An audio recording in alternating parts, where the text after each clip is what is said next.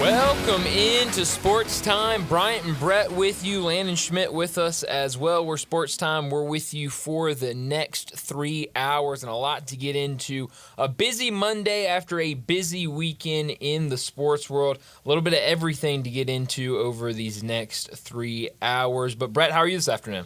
Bryant, doing great, and I know we'll talk a lot about it, but it wasn't Saturday morning, bright and early, a lot of fun. Yeah, no, it was a lot of fun. Start the day of what was a really good sports day, with that game, and started at 10 o'clock before Tiger pregame started early Saturday. It sure did, and so got it started off the right way. It was definitely a lot of fun.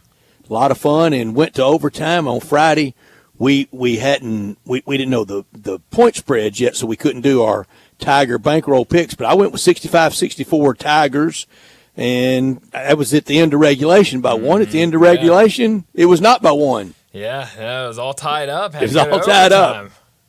So yeah, that was wild, and the way that game kind of played out, where Tigers go up early and look really good. Late in the game, Clemson goes up and looks like they might run away with it, and then Tigers come back, force overtime, and then really control it overtime. It was a really fun game. I want to throw this out to our listeners to text in at the Sissy's Law Cabin text line 901-360-8255. What was your favorite part of the win? That's mostly for Tiger fans in our listening audience, but Tiger fans, what was your favorite part of the win Saturday? And I asked you that, Brian. What was your favorite part of that win?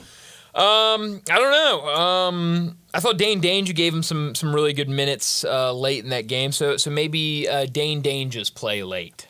Okay, mine is this: to play and win on the road with Tyrese Hunter not being with PJ Haggerty not being very good. Yeah, no, I mean the way that this team can win in the weapons they have plenty of them, and so it's kind of next man up mentality, and they were able to do that. I just can't see many days that of the three guards, all three are bad. No. It feels like maybe one guy's off, but you'll have some other guys step up, and I don't think you'll ever get in a situation where all three guys are off. And to go back 1 week from today, as we were talking about the loss to Arkansas State, and this is exactly why there's a lot of reasons why we didn't overreact. First of all, Arkansas State's plenty good. Showed that yesterday in coming back from 25 down.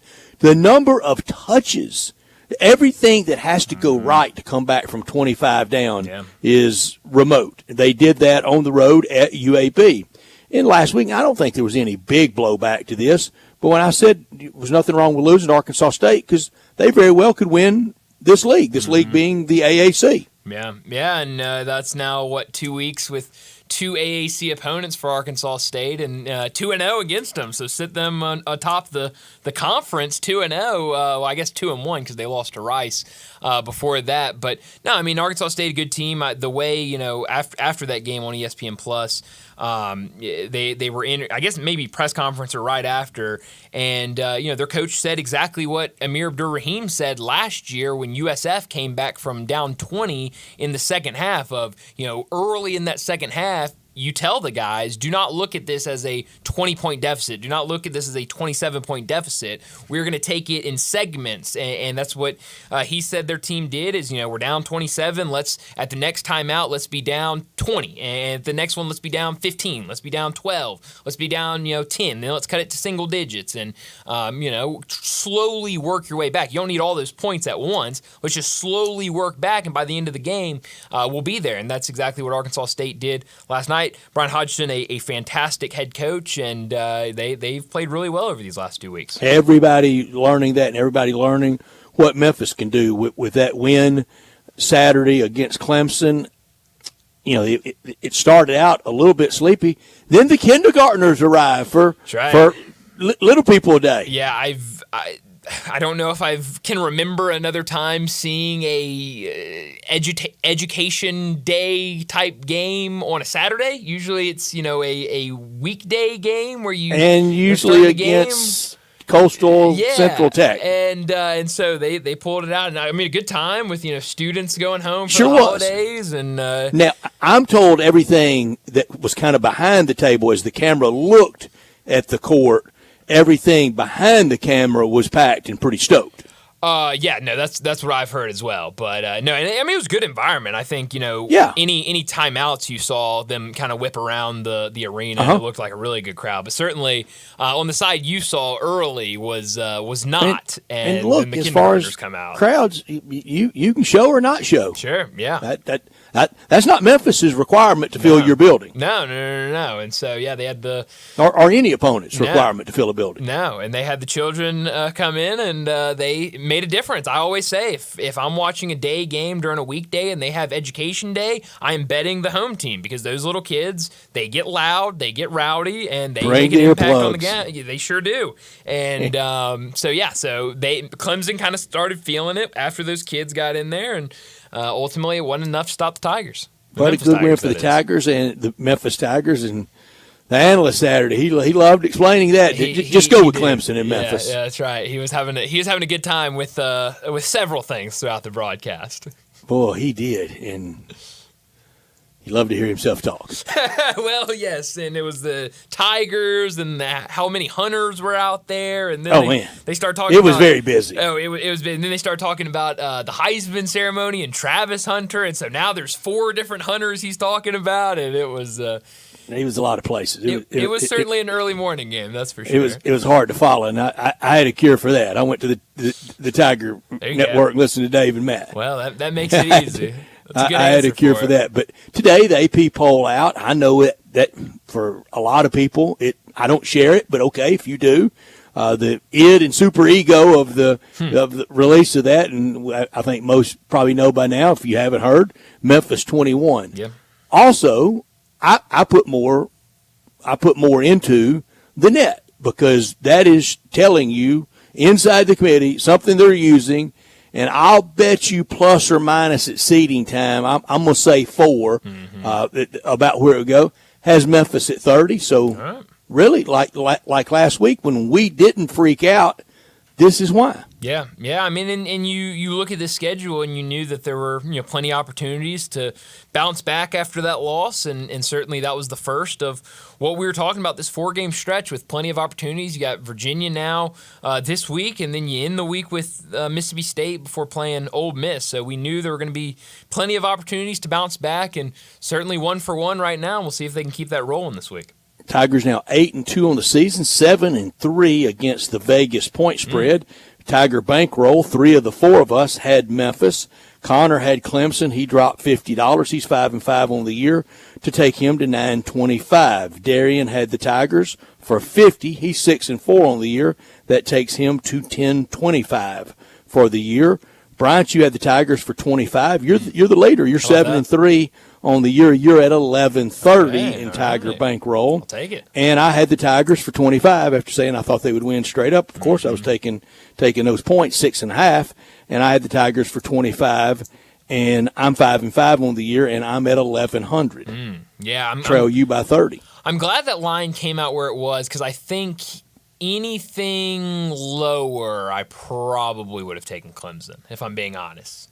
I know 2020, you're not supposed to say I was taking the Tigers all the way. My only regret is my size of my bet. When I said I thought they'd win 65-64, I didn't really care about the points. Yeah, and so But I don't mind taking them. No, absolutely not. LV gives you something to take it. Yes, you definitely take it, but maybe next time a little more money. Well, we have to work on that money management. After trying to bet $300 at the beginning of the year, and then you're confident with a win, you only put 25. I mean, we got to work on that, Brett. Well, I got a little burned early in the year. Well, that's true. That's that fire point. Once. I learned a lesson.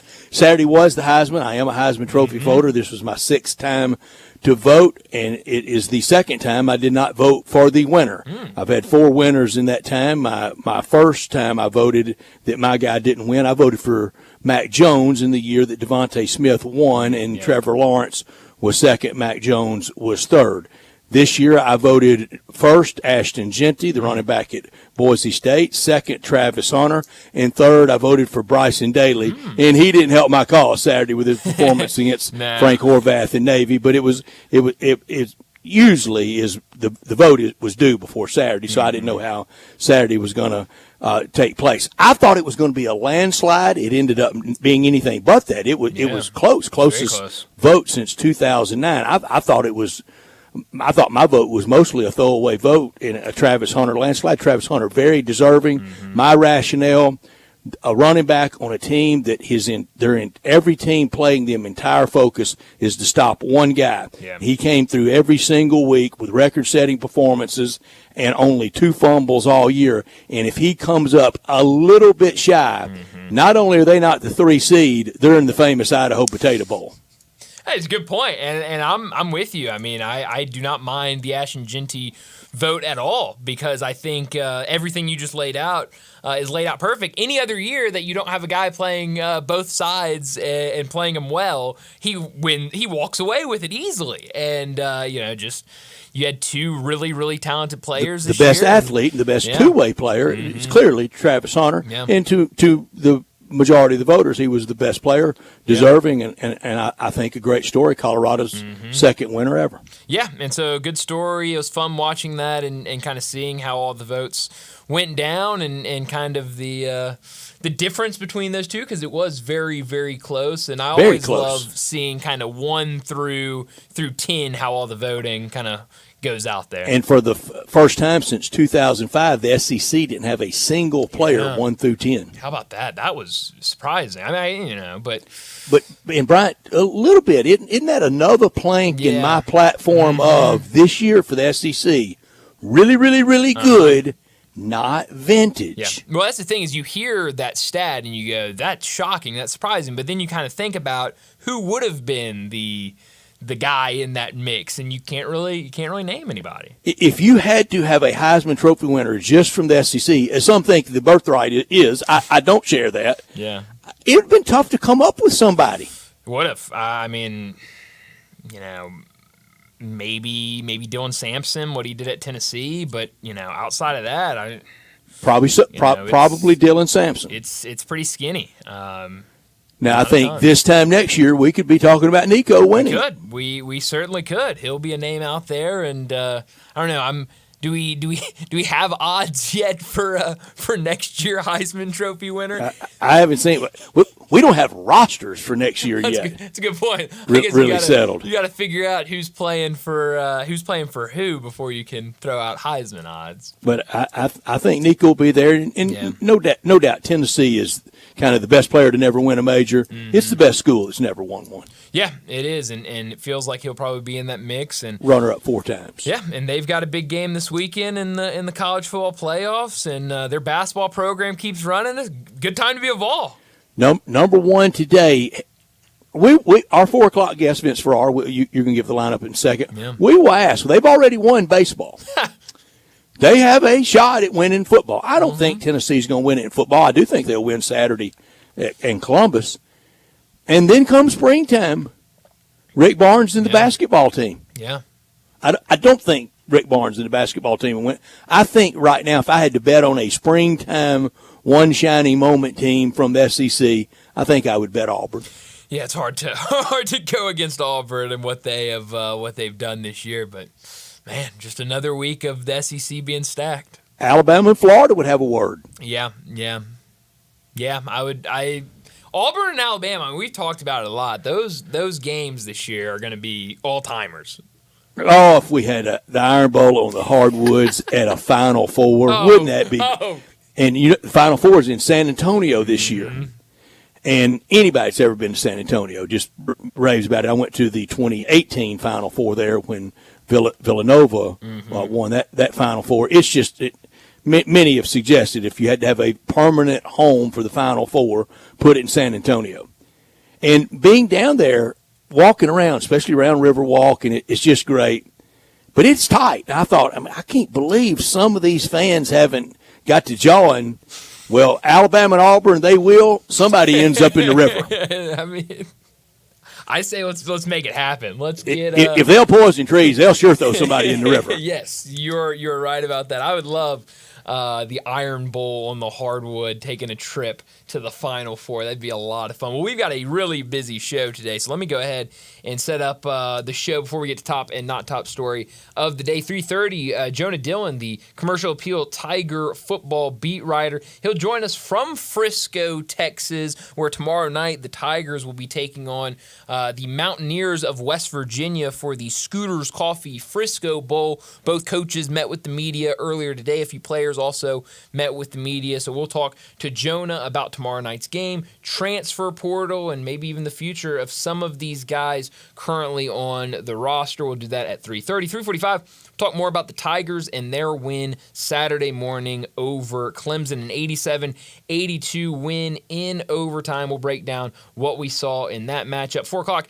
Vince Ferrara from WNML in Knoxville. He'll join us to talk Vols versus Buckeyes in the first round of the college football playoffs. We also have to get to some basketball with him as the Tennessee Volunteers #1 in the nation for a second straight week. We'll talk a lot of Tennessee at 4 o'clock with Vince. 4:30, our Sissy's Log Cabin look back at the weekend in the SEC, but this week it's a look ahead to bowl season for the SEC. We'll talk about all of the bowl games that the SEC is participating in and take a look at those matchups. 4:45, we'll get to big number of the day. 5 o'clock, DeMichael Cole, the Grizzlies beat writer over at the Commercial Appeal. He'll join us. We'll talk about the Grizzlies, what they did over the last week, a 1-1 weekend for them as they finally got a win over the Brooklyn Nets, but took a loss last night on the road against the Lakers. We'll get DeMichael's thoughts on all of that at 5 o'clock. 5:30, our Monday Night Football pick and preview 2 games tonight. First game, Minnesota against Chicago. The second game, Atlanta against Las Vegas. We'll be carrying Bears and Vikings right here on Sports 56 later tonight. Coverage of that game starts at 7 o'clock. We'll also have to get to our Big Four for the week, and this week, a fun one, but Brett, I've got to say maybe the most difficult Big Four we have done this season because of the amount of players that are involved in this. The 4 best players for the 21st century, a combined list of these 4 teams, 4 best players of the 21st century, and a little bit of a requirement this week. They have to have a minimum of 3 years played with that team. So that eliminated a couple of players that certainly would have been on the list. That was the Tony Gonzalez rule. Yes, I think that is a really good rule to have. And I'll be honest, I had 18 different players on my big board. So I had to limit that down from 18 to I'll 4. give you mine now. My Okay. number one outside looking in. And I just loved him as a player. I mean, loved him as a commentator. Love him, yes, as a man. After everything that he went through and paid the price, I really hated leaving Michael Vick off. Yeah. I won't give away anything on my list, but I did not have him on my list. But certainly very deserving of it. It is something, and I'll just say, I don't know if you do or don't. Okay. And we want listeners as well to give us theirs. Chris Carter just played 2 years of the 21st century. That's right. Yeah. That's right. I love Chris Carter. Yes, when I started thinking of these, I said Chris Carter, and then I looked, and you're right, only 2 years. So some of these, this is a toughie. Yes, some of these guys could not be on the list, but do you have every team represented or not? I do not. I do not either. I do not. So we'll have to get to that. At 5:30, going to be a really fun one. I think we're going to get some different names out there on this list. And definitely text in yours to the Sissy's Log Cabin text line. We'd love to hear what you got. As always, though, we'll wrap up today's show at 5:45 with Crunch Time. Let me remind you, we're in our Family Leisure Studios where family and fun come together. Get over there for the Christmas sale. How about a new pool table, shuffleboard, or an arcade game for the holidays? Help them clear out their overstock of theater seating. It's all priced to move. All fire pits are also 20 to 30% off at Family Leisure. And don't forget about the spas. In-stock spas up to $1,500 off and ready for delivery. Go by and check out all of the great holiday deals in their gigantic showroom, only at Family Leisure, 2120 Whitten Road, just north of I-40.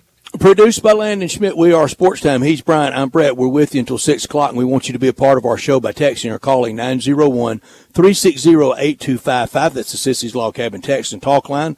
All our guests will appear on the Sissy's Log Cabin guest line at 901-360-8255.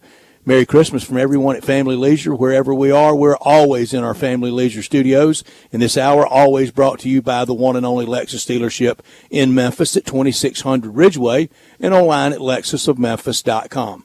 Great offers on the remaining 24s, all the 25s that have taken over, and always special leasing options. Drive in luxury and confidence, knowing that every new Lexus comes with complimentary first and second maintenance services.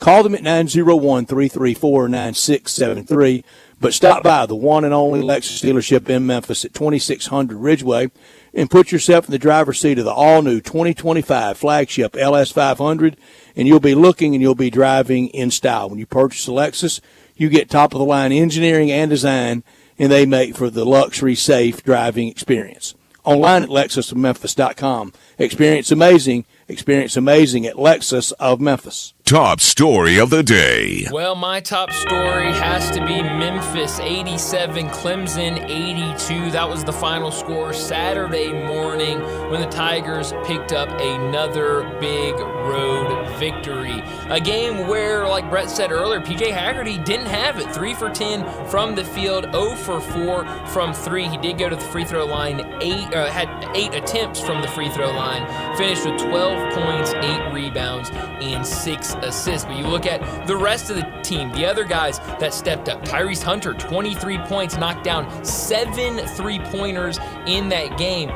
Colby Rogers had a good game as well, 22 points, 4 for 7 from 3 for him. And you look at some of the guys off the bench. Dane Danja was big, 11 points off the bench. Musa Cisse, 8 points off the bench. A game where the Tigers came out really fast, 10-0 to start the game. But then Clemson started slowly waking up, getting into it. They had the kindergartners in there rocking and rolling, and they took the lead late in the game, about 6 minutes left in the game, and I was nervous. I thought this was going to be a game. Clemson comes back at home, a good atmosphere, and they get the win. But the Tigers did what they needed to do late, force it to overtime, and then in overtime, do enough to get a win on the road. Another big win for Penny Hardaway and his team, and now 3 more non-conference games, all big games. Virginia, Mississippi State, and Ole Miss. A lot can happen over these next 3 games to where the Tigers, already sitting really nice, could be sitting really, really pretty going into conference play. It can't be anything other than the Tigers' top story. In an overtime where the Tigers guards, the trio of guards, Haggerty, Hunter, Rogers, may have proved to the rest of the country they might be among the most elite trio in the country. Memphis whooped up on Clemson, now 8-2, ahead of where many thought they would be, and ahead of what it was this time last year, and a reason why last week I and we held our fire after the loss to Arkansas State. Let's not make ASU into one of Wooden's UCLA Bruin teams, but they're pretty good, and they showed that yesterday. Now a game Wednesday night against the Wahoos in Charlottesville, and then the Egg Bowl for the Tigers. Playing Mississippi State and Ole Miss. That'll be fun.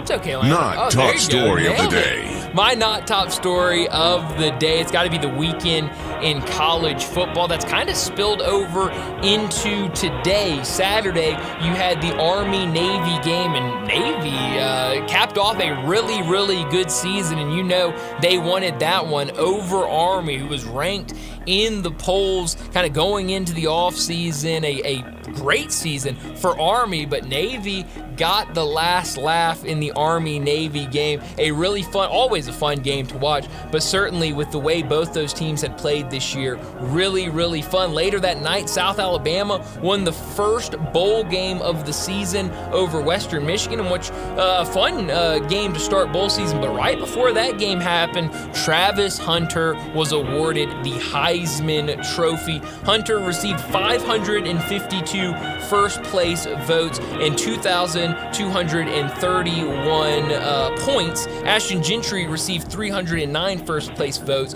and 2,017 points. By point total, it was the closest Heisman since 2009. Both, I thought, very deserving of this award, and I felt like it, was certainly looking that it was going to go to Travis Hunter, but Ashton Gentry, very deserving of the award as well. What he did for his team at Boise State, we talked about it all year long. Every team in the country, when they, walked into the meeting rooms, first day of game week, they knew what Boise State's game plan was going to be. They knew it was going to be hand the ball off to Ashton Gentry the entire game, and still nobody was able to stop them. I hear the argument of, well, he played in the group of five. Well, he played against Oregon and had a really, really good game, about $190 rushing and 2 touchdowns. So I thought Ashton Gentry, the best player in the country. Travis Hunter, also the best player in the country. I wish you could split the award and give it to both of them, but that's not how it works. One had to be announced, and it was going to be Travis Hunter. And now today, kind of the big news weekend spilling over into today, Dave Clawson announces just in the last hour that he's going to step down from Wake Forest. So another job, another head coach opening coming available as the offseason begins at some places. The Heisman is the ultimate individual award in the ultimate team sport, isn't it? Sure is. And Travis Hunter, I have no problem with him, with him winning, and that's my not top story. He joins the most exclusive sports club, I think, in the world, Heisman Trophy winners. 89 ever, only Archie Griffin to win it twice. 31 deceased former winners, including Colorado's other winner, Rashawn Salam, who played here in the XFL for the Memphis Maniacs. Ashton Gentry, runner-up. The last 2 running backs to win were both from Alabama, Derrick Henry and Mark Ingram. Only 3 running backs to win in the 21st century, and he finally got his trophy back, Reggie Bush. Yeah, it was a fun weekend, and especially college football with everything that was happening. But the Heisman Trophy ceremony, always fun to watch. That'll do it for top and not top story of the day. Let's go ahead and get to our first break, and when we come back, we're talking Tiger football with the Tiger football beat writer Jonah Dillon. Be sure to follow us at Sports56 WHBQ on Twitter, Facebook, Instagram, and YouTube to watch live video of our shows, stay up to date with station events, and have chances to win prizes. Don't miss out on anything that's going on. Follow us at Sports56 WHBQ. You or someone you know or care about has dealt with a difficult divorce. When facing divorce, you need the attorneys at Rice Law. Nick and Larry Rice lead the firm with 3 generations and 7 decades of experience. Located in Memphis, serving the entire state of Tennessee and North Mississippi.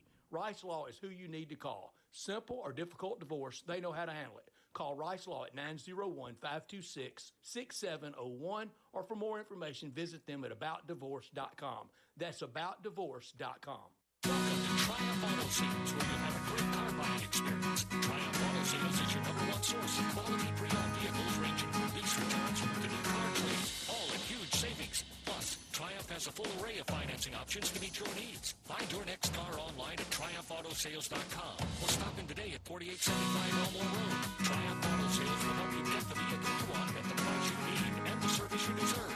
For a great car and a great experience from a local and family-owned business, visit Triumph Auto Sales. Hi, it's the Herd. It's the most wonderful time of the year for getting in on all the hoops, football, and hockey action at DraftKings Sportsbook. In a season of giving, we're being gifted college football and basketball, pro football and basketball, and pro hockey too, almost 24/7. Just download the DraftKings Sportsbook app. Super easy. Use the code HERD, H-E-R-D. And that's code HERD. So many games every day. So many opportunities to place your first bet. And try betting on something simple. Pick a team to win. Go to DraftKings Sportsbook's app, place your bet, and here's the gift for all new customers. If you bet just $5, you can get $150 in bonus bets if your $5 bet wins. Again, download the DraftKings Sportsbook app. The code is HERD, H-E-R-D. New customers get $150 in bonus bets if your $5 bet wins. Happy holidays from DraftKings. The crown is yours. Gambling problem? Call 1-800-GAMBLER. In New York, call 877-8-HOPE-NY or text HOPE-NY 467-369. In Connecticut, help is available for problem gambling. Call 888-789-7777 or visit ccpg.org. Please play responsibly. On behalf of Boot Hill Casino and Resort in Kansas. 21 plus age and eligibility varies by jurisdiction. Void in Ontario. Bet must win to receive reward. Bonus bets expire 168 hours after issuance. For additional terms and responsible gaming resources, see dkng.co/bball. What gift are you going to get that person that's impossible to shop for? Give the gift of sound. JLab has the perfect gift for anyone with a variety of styles, sizes, and colors. And they have products for under $100, under $50, and even under $25. I love that. Save up to 60% on select JLab products this holiday season on JLab.com. Look for the JLab blue box at retailers everywhere or visit JLab.com today. Hey, Mid-South, it's the season of new tradition sales event at Gossett Kia on the Pike. And Bobby J's ready to put you in a new Kia today. Save big in 2025 Kia K4 LXS. $199 a month, $34.99 due at signing. Plus spacious 8-seater SUV 2025 Telluride S. Only $368 a month, $39.99 due at signing, all 24-month lease. And don't forget about 2024 EV9 with 0% APR for 72 months. Plus, get peace of mind with Kia's 10-year, 100,000-mile powertrain limited warranty. So call Bobby J and let him put you in a new Kia today. Gossett Kia 1900 Covington Pike online, KiaCovingtonPike.com. If you want it, we got it at Gossett Motor Cars. Acquisition fee $20,000 per year. K4 SEO2 9100 MSRP 24230. Telluride SG5 96529 MSRP 41260 includes all rebates and incentives. Excludes tax title and license. Must finance through KFA dealer stock only. See dealer for complete details. Offer valid through 1/2/25 with approved credit. Sports 56 traffic. Good afternoon. Traffic's on the increase, right on schedule, actually, on 240 East at Mill Branch, all the way over to 385 Billmores Parkway. A little bit of volume already coming off 240 onto Lamar, going outbound as traffic picks up out towards the Olive Branch area. Shop now and save during this holiday season at Weimer's Jewelry, conveniently located 7525 Highway 64. Go by and see them. Shop local. Save a lot of money this holiday season. I'm Commander Chuck with your on-time traffic.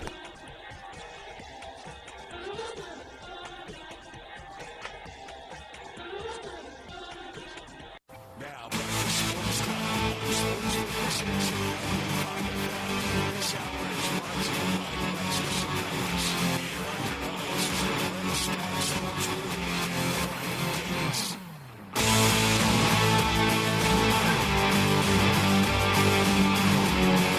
Welcome back into Sports Time. Bryant and Brett with you, and joining us now to talk some Tiger football. Joining us from Frisco, Texas for the Frisco Bowl tomorrow night, Jonah Dillon joins us, Tiger football beat writer over at the Commercial Appeal.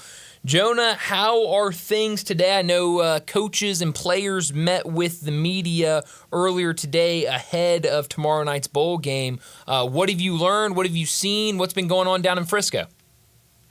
Yeah, well, I know nobody's interested in this, but I will say, first off, I flew here this morning, so I woke up at about 3 a.m., got on a flight at 5 a.m., and then went straight to the press conference. So my apologies to anybody for if I was a little bit out of it when I was asking questions there earlier today. All good. We understand.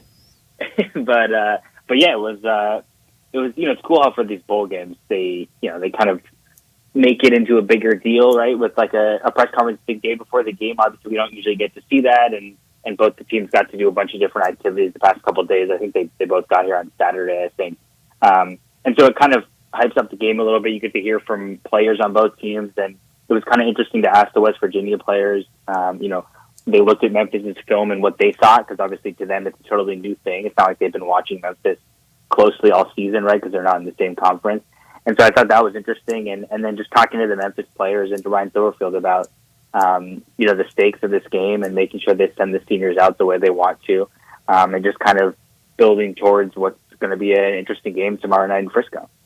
And Jonah, Ryan Silverfield had a lot to say, a lot of quotes from him today. Describe to us that wasn't in the room. When you just see the quotes, you lose some of the context of it. would you describe him as happy warrior or a little bit running hot because he had some pointed things to say about some in the Memphis media? Yeah, I mean, I think it's a lot of stuff we've heard over the past couple of weeks. I mean, realistically, as we've been talking about every week here, like once Memphis lost to UTSA, the conversation kind of started turning towards, okay, what does this mean for the whole season, right? And so in reality, we've basically had a month and a half of talking about the same things. And so a lot of the stuff that he even said today and has said the past couple of weeks, we sort of heard a couple of times the line about, we didn't win the conference championship and I failed and it's disappointing. Some version of that, not surprising. I think it's always, anytime, Memphis is kind of a weird one. We talk about it also all the time with the perception, both locally and then the perception nationally. If you ask somebody who doesn't cover Memphis or isn't around Memphis, are they having a good season? They would say, well, they won 10 games. Of course, it's a really good program. If you have a conversation within Memphis, it's a more nuanced discussion, right? And so I think that's probably the disconnect there, because you see the way that the national media treats Ryan Silverfield, and then the way that he perceives the local media is treating it, and so that's where you kind of get that. Mm-hmm. I know Chandler Martin was asked about his future and kind of said, all my focus right now is on tomorrow night's game. Where are you kind of sitting? How are you feeling about Chandler Martin, who's been great since joining this Memphis team, has 1 year of eligibility remaining? What is there a side you're leaning? Have you heard anything? What is the latest on Chandler Martin and his decision to maybe return next year? Yeah, obviously, if you're trying to read the tea leaves, you could have, obviously, I asked him that question earlier today. You could have said, yeah, of course I'm coming back. And then that would have been the end of it. And so you have to sort of take that as, okay, there's something going on here. Now you have to also understand, like Chandler Martin, if he were to go into the transfer portal, would be highly, highly coveted by pretty much every team in the country. I'm talking about Power 4, Group of 5, everybody, because he's proven that he can play at this level really consistently. And he's just the kind of player at the college level who really is built to be one of the best linebackers in the country. And he was that this year. And if he plays college football next year, he will be. There have been some rumblings he could potentially think about going to the NFL draft. I mean, I think that obviously his size is going to be a problem for him when he does try to go professional. But we're talking about the best player in Memphis team, right? So if you were to say he's coming back next year, it would be massive. It would be a building block, obviously type player for the defense. And this whole defense this year was kind of built around him and his skill set and also his leadership. I remember talking about that with you guys in the preseason with the new helmet mics, like the way that Chandler Martin and his relationship with Jordan Hankins, it's been so big for the Memphis defense. And so we've talked a lot about Seth Hennigan, Rock Taylor, and all those guys. But if this is the last game for Chandler Martin at Memphis, we need to have the same conversation about him and the impact that he's had on this program in just 2 years. Jonah, that is great recall by you. And that conversation we had in August was really, I don't know why it hit home like it did, but it was the first time I thought, oh, yeah, the defense, they get to do it too. I'm not so sure it helped. The communication, that it didn't help the defense more than the offenses across college football. Yeah, it was hard because there were some games, and I remember the first game when Memphis played North Alabama.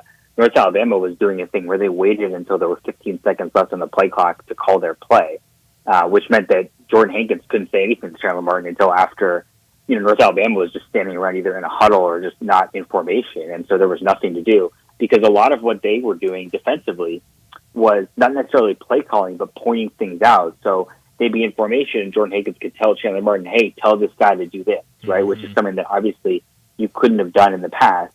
And what you need for that to work is a really good relationship and trust between the defensive play caller and the player who has the helmet mic. And so that's why that worked out so well for them.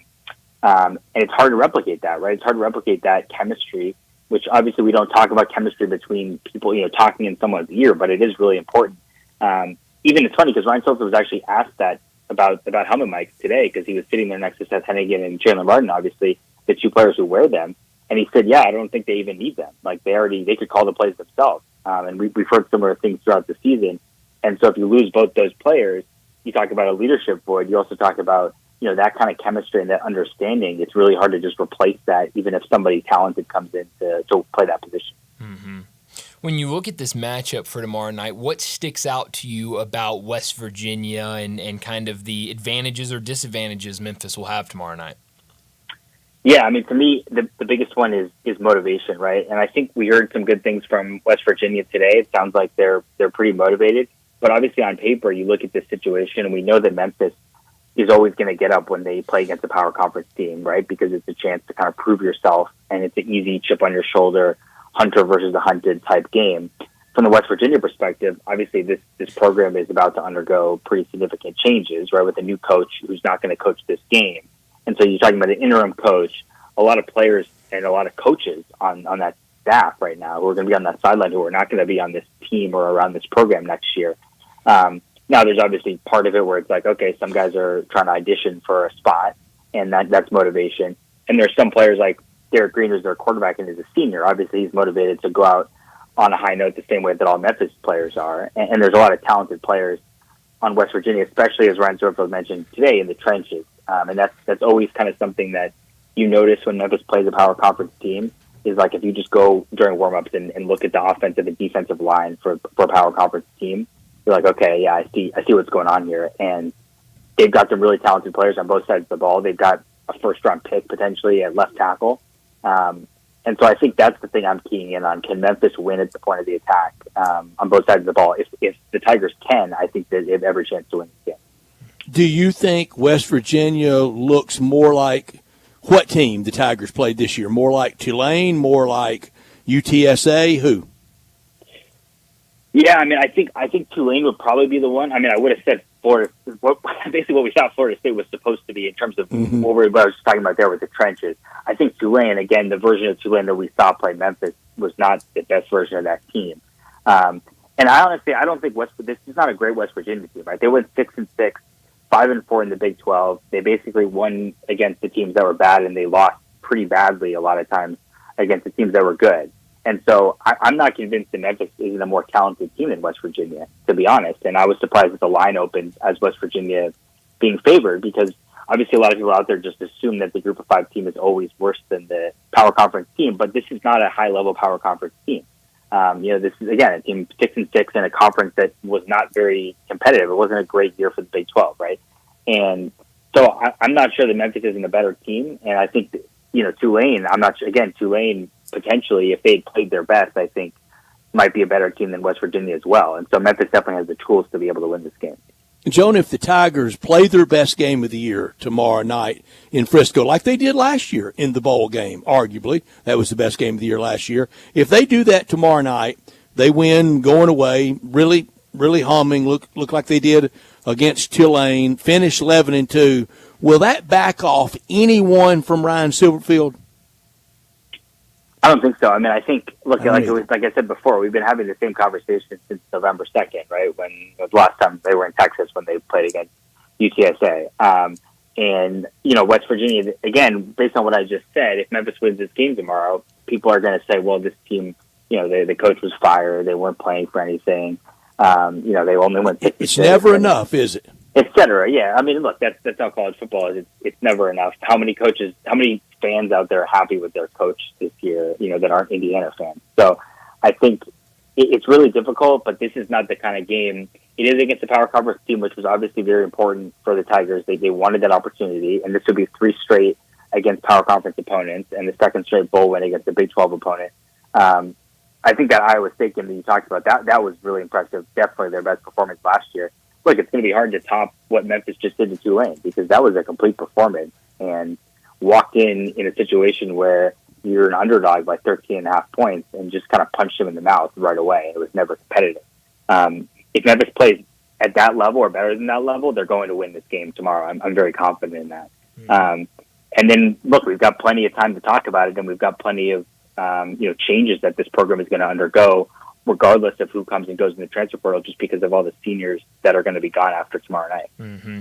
Well, I want to talk with you about some of the guys that have already entered the transfer portal, because last week when we talked to you, it had been a couple of guys that entered the portal, but nobody that had really played a lot of snaps for this team. But within the last week, and Darius Coffey and DJ Bell, 2 defensive backs that both made starts for the Tigers this year, they both announced they were entering the transfer portal. What did you make of both those guys entering the portal?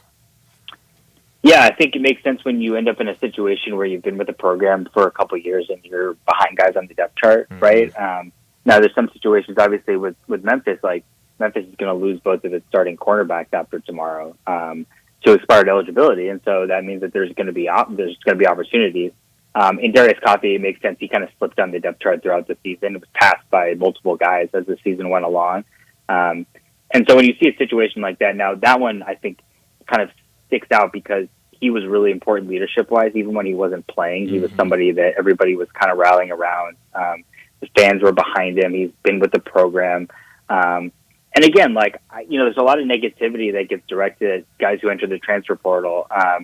And somebody like Andarius Coffey, who's been in the program for 4 years now and is poured into it and is well respected by his teammates and coaches. Just because he goes in the transfer portal, it doesn't mean you should turn your back on him. And I really think it goes for everyone, because especially if you're going to celebrate the guys that come in the transfer portal, you can't then say, I can't believe that they would do this, right? Yeah. The transfer portal give us, the transfer portal take us away. So, I think it definitely makes sense. And look, Memphis is going to have a lot of new defensive backs. That's the one thing I can say for sure. I think you're going to be looking at 4 or 5 guys coming in the portal minimum over the next couple of weeks and into the spring. Wow. Well, it's going to be a busy, busy time. Jonah, as always, thanks so much for joining us. Enjoy the bowl game tomorrow, and we'll talk to you again next week. Yeah, thanks for having me. Thanks, Jonah. Thank you, Jonah. Be safe. Jonah Dillon on the road with the Commercial Appeal on the Tigers football beat, and with us every Monday at 3:30. We'll visit with Jonah next week and put a wrap on the 2024 season unless news breaks. And Jonah hit on something, and Brian, I'm pretty sure I've been consistent about it. Whether they're coming in or going out, you can't be mad if they go out if you're going to be so happy when they come in. And I know I've always said about Quinshon Judkins, wishing him well. Yeah. You can't welcome Walter Nolan and be mad at Quinshon Judkins. No, I guess you can, but you're not being intellectually honest with yourself. Yes, it's you're being a little hypocritical at that point. But no, I mean, like he said, it's a two-way street. Guys come in, guys go out, and if you gotta like it both ways if you're gonna like it at all. And in your athletics department, you may be a little heavier portal in one sport than the other. Yeah. But, just because you may not be doing it in football, but you're doing it in basketball, well, whoever you're taking from somebody else in basketball, I bet they wanted to keep them. Yeah, exactly. That's a good point. And I get the inconsistency, but then again, I don't. Merry Christmas from everyone with this Jason Deli Group. That's a great advertiser of ours and been with us forever. Their locations on Ridgeway Road over across from MUS, by the University of Memphis at Poplar and Highland, down in Olive Branch, out in Cordova. And you're going to have a lot of family. It's already starting with the parties and the family rolling in. You're going to need a lot of that great food from Jason's Deli, like the Beefeater slider tray, to have that at the ready, the fresh fruit tray, the fresh fruit and cheese tray, and then the assorted dessert tray. All that you've had so much fun with all year tailgating, you're going to need to have it for the tailgates at Christmas time from Jason's Deli. Whether you're dining in, getting it to go, or getting it delivered, it's wholesome food forever, and it's a family thing. And long before the health kick, Jason's Deli, well, they really launched it. First franchise in the nation to be trans fat free. You hear a lot about that now, what's in our food, how processed it is. Jason's Deli's always been out front of that. It's all about choice at Jason's Deli, whether you seek a gluten-free menu, vegetarian sandwiches, healthy kids meals, or if you'd like to invent your sandwich, feel to build your own. You will be delighted at Jason's Deli. In every one of those locations, you can count on that great salad bar with over 30 items to choose from for you to prepare it however you would like. Plenty of organic food to choose from, and then off the menu, all those salads, like my favorite, the taco salad and the chicken club salad, the nutty mix-up salad. And I know, like Bryant, a lot of people love the Beefeater, and it is really good. Complimentary free ice cream in every location, like on Ridgeway Road, Poplar and Highland, Olive Branch, and Cordova. Check them out online as well at jasonsdeli.com, and Merry Christmas from Jason's Deli. Let's get to another break. When we come back, we were just talking Tiger football. We got to talk more Tiger basketball after their win over Clemson. We'll do that next on Sports Time. We are real sports talk. Sports 56 WHBQ. Available on your radio dial at 560 AM and 98.5 FM, as well as around the world online at sports56whbq.com. Take us with you everywhere by downloading the Sports 56 app. And at home, just say Alexa, play Sports.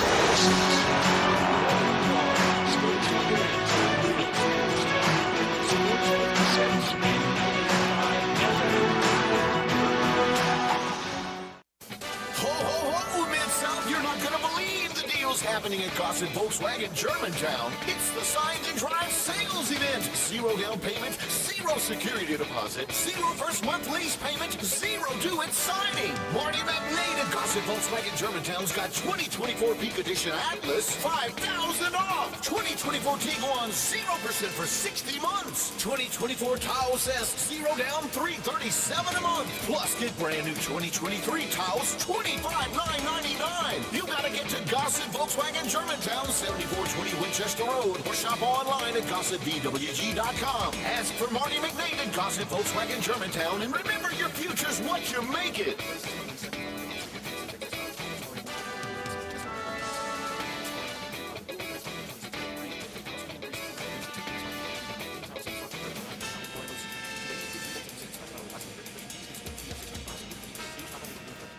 Jenkins Floors and More invite you to their retail warehouse where they pass wholesale savings on to you. Jenkins Floors in Little Rock, Cleveland, Mississippi, and now open in Horn Lake at 2356 West Goodman Road. Specializing in flooring and carpeting, tile, plantation shutters, and blinds, Jenkins makes your life easy with a 2-week turnaround. Contractors, builders, or family projects, call 662-469-9350 for a free estimate. Owners Timmy and Rebecca Jenkins say hello to Sports 56 fans and look forward to your business. Hello, sports fans out there. Walker Taylor here with the Germantown and Collierville Commissary. We just celebrated our 43rd year in business, and I would like to thank our fantastic customers and especially our loyal staff. Time has flown by. We now have a second location, Poplar and Houston Levy in Collierville. Catering is a specialty of ours. 50 to 5,000, no job too small, no job too big. Full service or self-service. We also have a party room in Collierville that is great for rehearsal dinners, business meetings, you name it, we'd love to have you. Also, our barbecue party packs start at $8.75 a person. Barbecue, beans, slaw, bun sauce, including serving utensils. Especially great for tailgating with football season coming up. The commissary restaurants also believe in giving back to the community. Possibly you have been approached by somebody selling a barbecue 6-pack coupon for fundraising. Cheerleading groups, church groups, anything to help a worthy cause. Holidays are near. Smoked hams and smoked turkeys will be on the pit before you know it. Come see us at Germantown and Collierville Commissary. Also check us out at commissarybarbecue.com. No two people learn the exact same way. So how did Babbel become the award-winning language learning app? We thought of you, all of you. Take Sierra. As a visual learner, she uses Babbel's wordplay videos. Merci beaucoup. Keith is a be-in-the-room with real people kind of learner, so he loves the live online classes with our language experts. Okay, class. Vos está pronto. Estamos prontos. However you want, Babbel makes it easy. Try Babbel for free at Babbel.com. Babbel.com.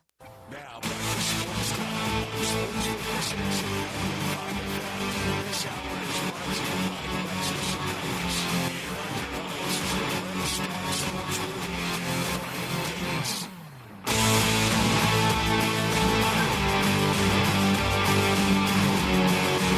Welcome back into Sports Time. Bryant and Brett with you. We got to talk about the Tigers and their win over Clemson, a win that needed overtime to decide. 87-82 the final score, and the Tigers rewarded today back in the AP Top 25 at number 21. Another really good win for the Tigers, and now 3 more non-conference games on the schedule, and all 3 are pretty big games. Bryant, you had a great note earlier about Arkansas State against the AAC, the one loss. Yeah. Rob Lanier's doing a job at Rice. He's doing a really good job, and he's they doing tonight. a job. Yeah, he's been good.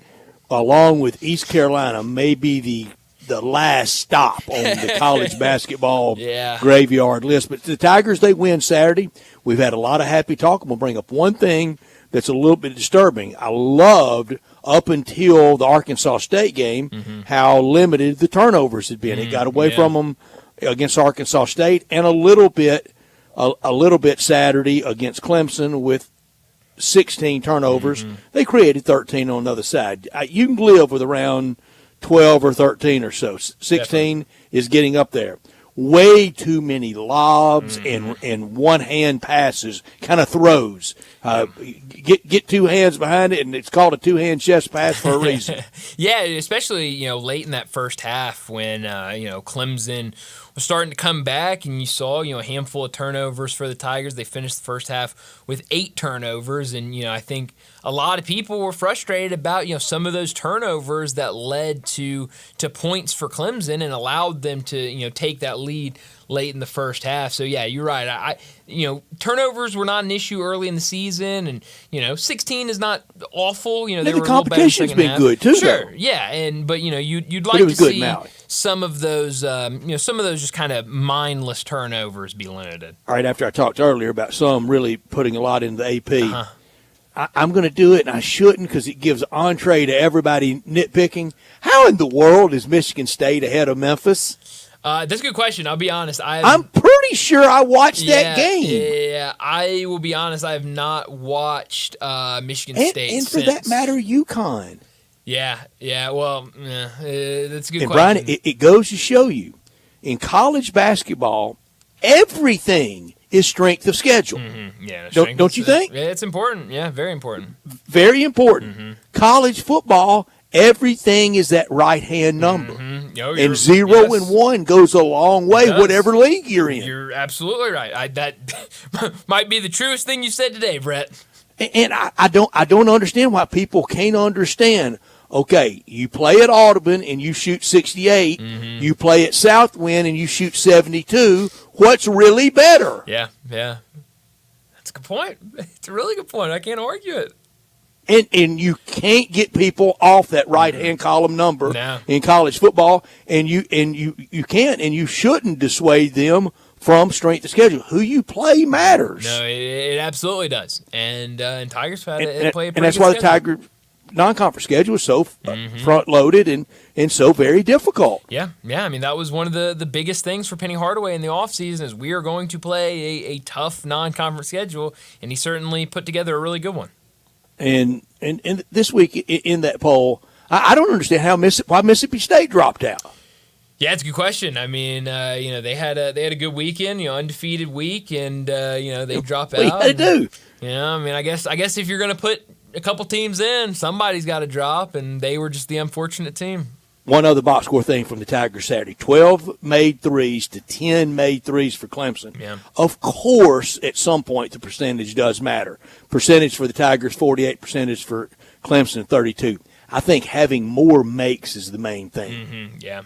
If you got to shoot 50 to have more makes than the other one, because no matter how many times you attempt it, when it goes through, it's counting 3. Yeah, no, you're right. And I mean, Clemson, this was a game where they started ice cold from 3. I mean, 1 for 11 late in the first half. And the shot selection was bad. Oh yeah, I think at half they were 2 for 15 maybe from 3, and just couldn't get anything to fall.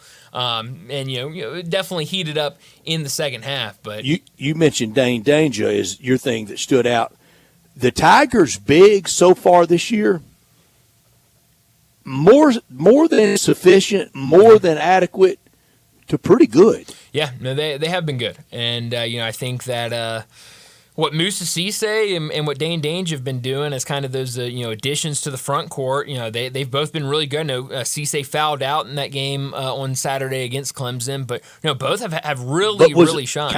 Kind of a rambler, battler when he was in there. Yeah, no, he gave you really good minutes when he was in there, and certainly used his fouls well, you could say. But another really good win for the Tigers. They'll have a couple days off before taking on Virginia later this week. But let's go ahead and wrap up this first hour, and when we return, we're talking some Tennessee Volunteers. Vince Ferrara, WNML in Knoxville. He joins us next. We'll talk Tennessee versus Ohio State in the college football playoffs. We'll talk Tennessee basketball as they're number 1 again in the AP poll. We'll do all of that next on Sports Time.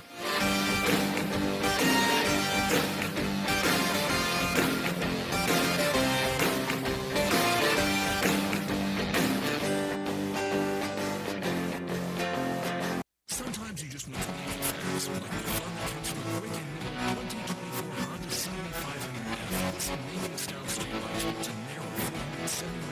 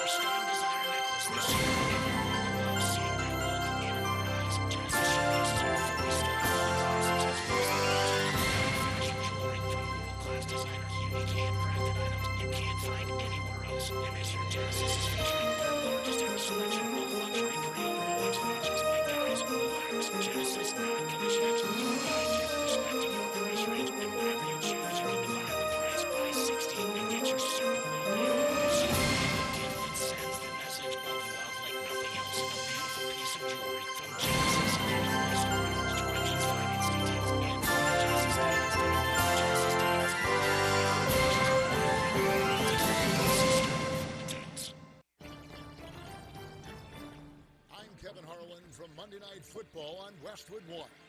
We'll have great matchups all season long on the road to the playoffs and Super Bowl 59 in New Orleans. Join Hall of Fame quarterback Kurt Warner and me for one of the NFL's great traditions, Monday Night Football on Westwood One. Right here on Sports 56.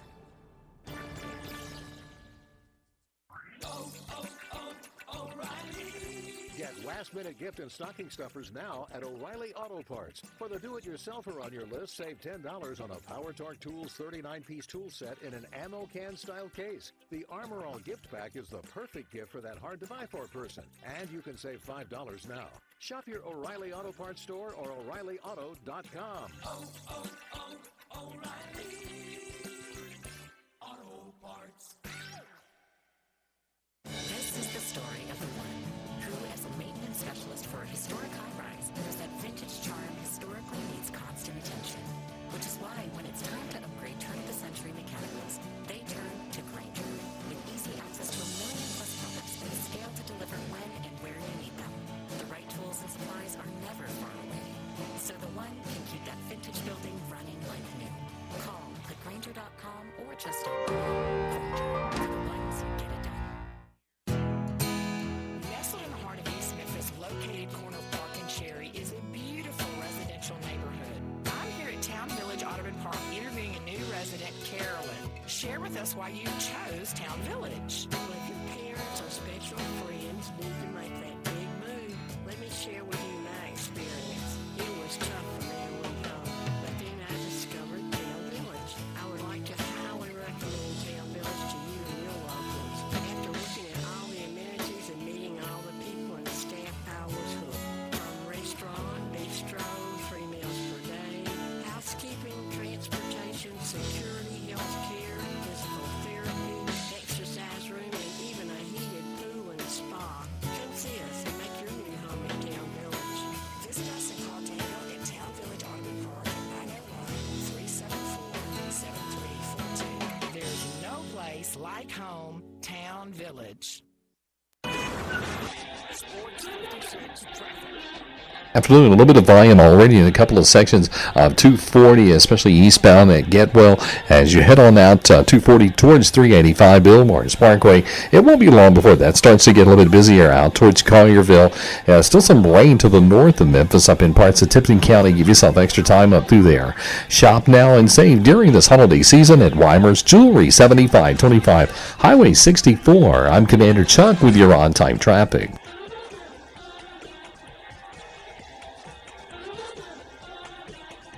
Sports 56, WHBQ Memphis, and W253DF Memphis, with Dave Woloshin, weekday mornings from 10 to 11. The Sports Time on Sports 56 and 95 FM. Once again, Brett Roserby and Ryan Davis. Welcome back into Sports Time. Bryant and Brett with you, and joining us now from WNML in Knoxville, Vince Ferrara joins us to talk some Tennessee Volunteers, and maybe not a better place to be than Knoxville, Tennessee this time of year. You've got football in the college football playoffs, basketball, #1 team in the country, baseball still celebrating from the College World Series. The women's basketball team sets a record for 3-point makes over the weekend. I mean, is there anywhere better to be, Vince? I mean, what's going on in Knoxville? I guess this weekend it might be Columbus, Ohio. Well, that's for true. a college football playoff game. That's a good one. Great to be on with you. That might be Knoxville North. I hear a lot of people going up for that game. It could be. And Vince, I've heard Knoxville almost described like it was at the equator, like y'all never have cold weather.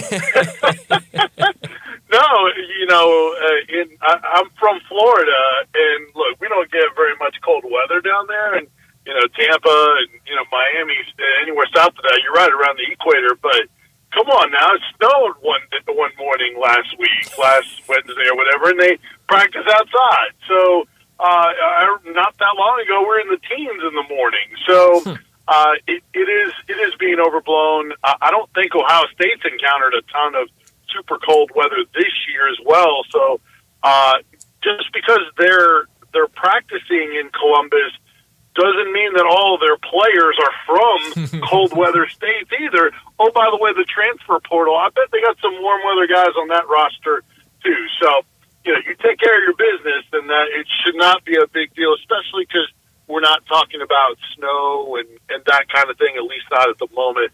Just cold and maybe wind chill in the teens, which will suck for those that aren't playing. If you're playing, a chance to warm up.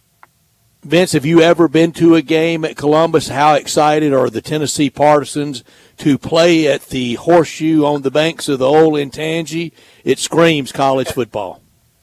Yeah, I have not. It's certainly a bucket list. I mean, honestly, the Rose Bowl is too. We'll see if that happens. But, no, I think Tennessee fans, the biggest thing is there a lot of people outside of Columbus, Ohio, if you're not in that fan base, don't tend to like Ohio State. So I don't know how much fans are giving respect to their venue. They understand there's a lot of people there and they get a lot of accolades and all those kind of things, but it's more going into Big Ten country and showing them what Tennessee and the SEC is about, but more so winning a college football playoff game. I think that still supersedes, hey, we're excited to be there and the venue and the opportunity. I think Tennessee fans are a little bit more focused on what they want the end result to be, and that's to move on to the quarterfinals. Mm-hmm.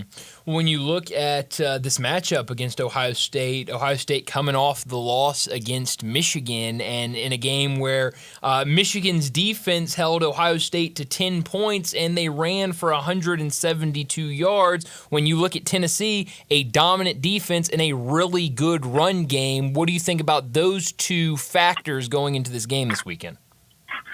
Yeah, it is interesting, Brian, because Tennessee has hung their hat on run game and defense.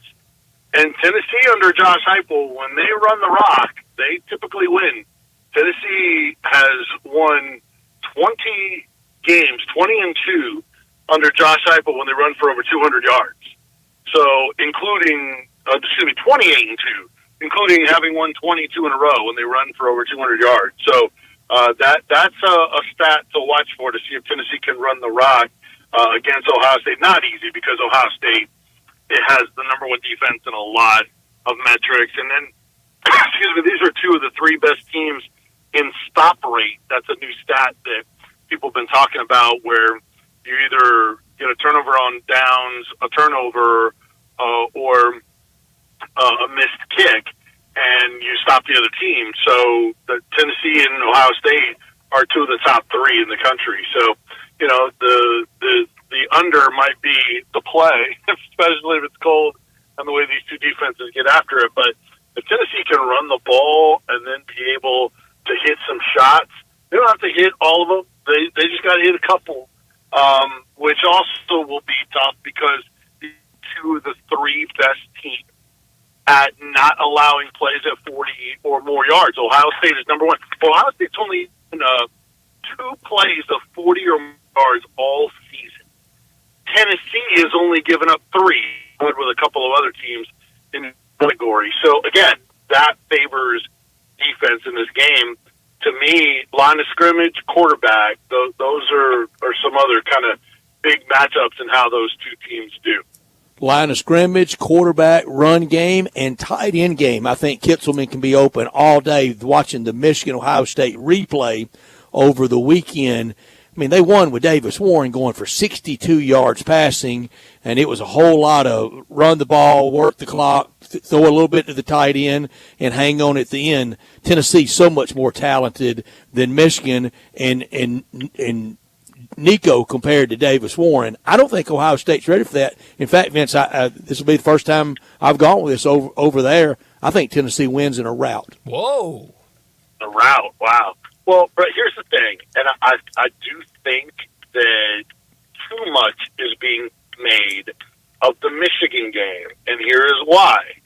Michigan is in Ohio State's head, and Ohio State hasn't played like that against everybody else. Now, they played with their food a couple of times against, average-ish teams, but there's a whole lot of talent on that team. If they have the right mindset, and look, in 2022, they lost to Michigan, and they played as good as they can, even though they didn't win against Georgia. And C.J. Stroud, too. Yeah, that was his coming out party. Now, that's a fair point. Will Howard is not C.J. Stroud by any means. So that still is a factor back the other way. And then there's also the possibility of the hangover, because it seems like there's even more mounting frustration. And then, they're talking about the fans turning on them and the fans giving up their tickets to Tennessee fans and all that kind of stuff. Barris Lee was talking about 35%, Tennessee fans there. That's an awful big number. That would mean Tennessee fans purchasing 26,000 because the allotment was only 3,500. If that's the case, that would be demoralizing, I would think, to those players. Unless, who knows, maybe it galvanizes them. I don't know. But I do think that it's more about that Ohio State offense than the Ohio State defense. Tennessee, I think, will make some plays. They are better than Michigan. But what's the mental aspect of this game? How does Tennessee handle the stage? How does Ohio State handle this game post-Michigan, considering all the pressures that are there? Supposedly, the players weren't happy with the Ohio State game plan, too, where they were just running up the middle, and Michigan's got dudes there.